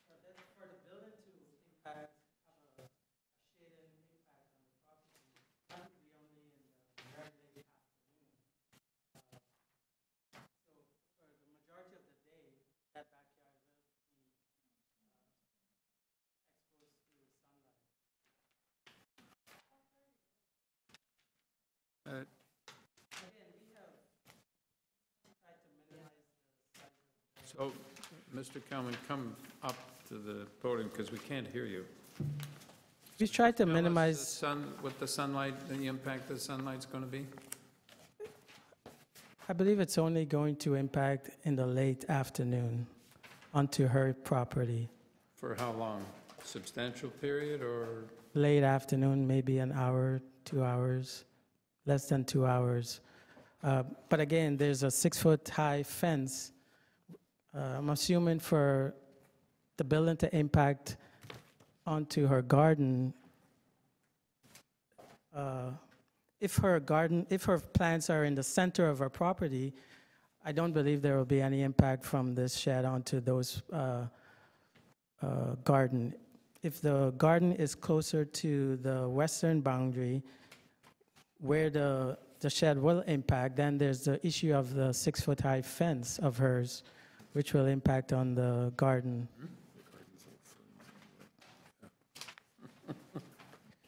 And again, we have significantly reduced the size of this shed.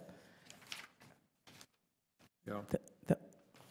So is there a window on the East side? Yes, there is. So that again will mitigate against a solid wall effect Yeah. of the shed. And again, I will point out that the owner of 3 Corley Avenue is dealing with an 11-foot high retaining wall to the south side of their property.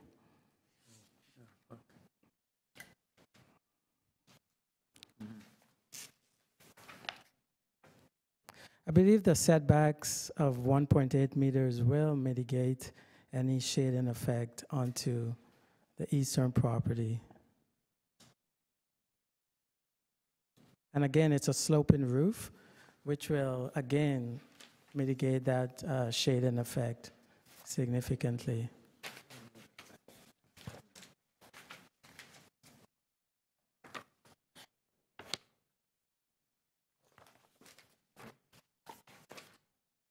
So is the floor area going to be 40 meters square? 26 square meters. 26. Like this.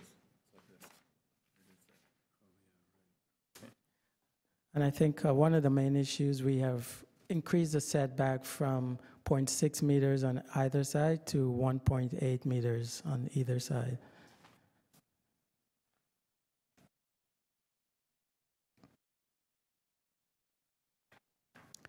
Again, I'd like to ask the committee to consider that this house is very small. There is no opportunities for a garage. How many members in the family living there?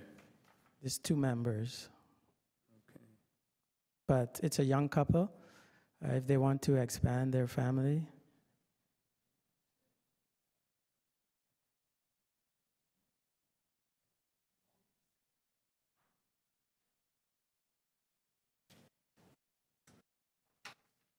Have a basement in the house? Yes, they do.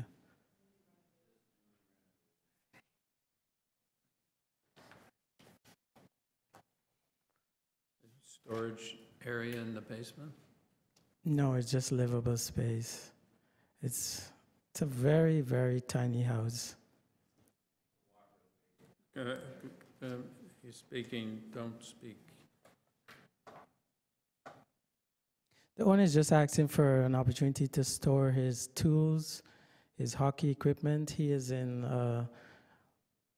TV work. He has TV equipment. He just needs a secure place that's insulated to meet his storage requirements. In lieu of, we're allowed to increase the GFA by 50 square meters. So in lieu of doing that, which I believe will have more of an impact onto the neighboring property, we're just asking for a small storage shed. Any questions of Mr. Cummins? Okay, thank you, sir.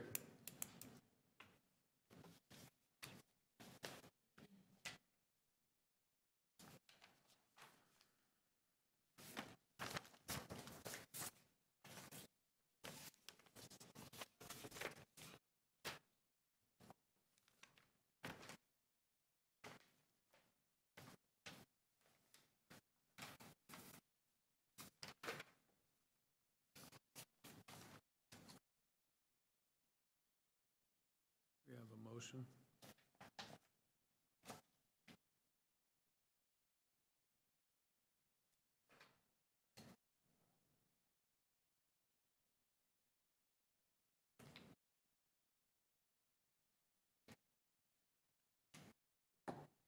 Mr. Chairman, first of all, I'd like to compliment the applicant for the quality of the submission.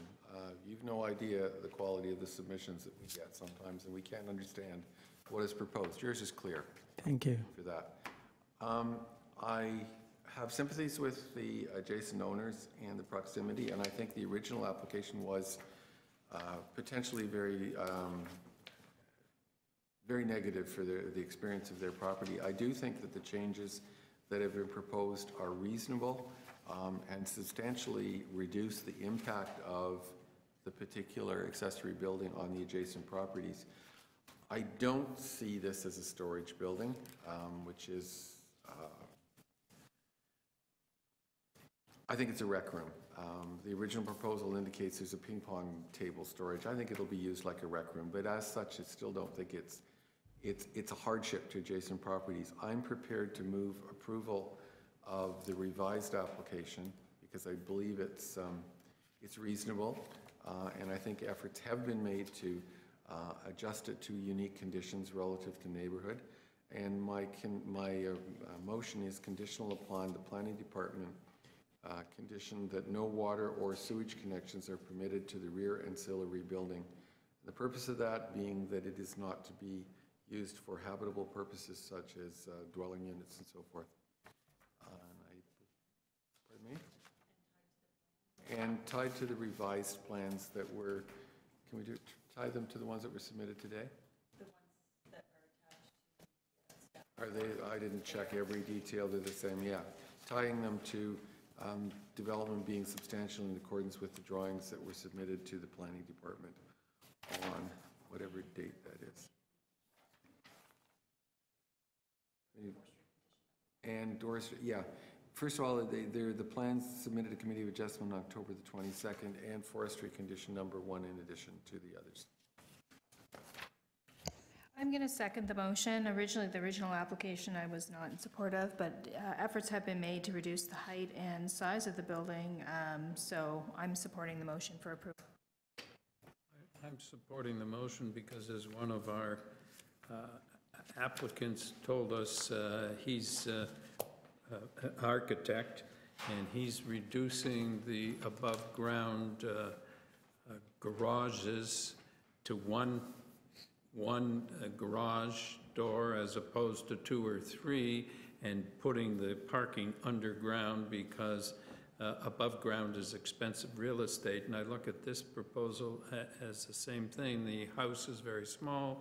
It's a very, very expensive real estate, particularly in Toronto.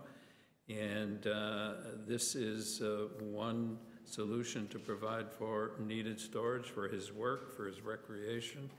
And I think we're going to see more of this because there's just not enough room in these houses. People can't afford to move up. Yeah. So I'm going to support the motion as well. All in favor of the motion? You have your approval, sir. Thank you.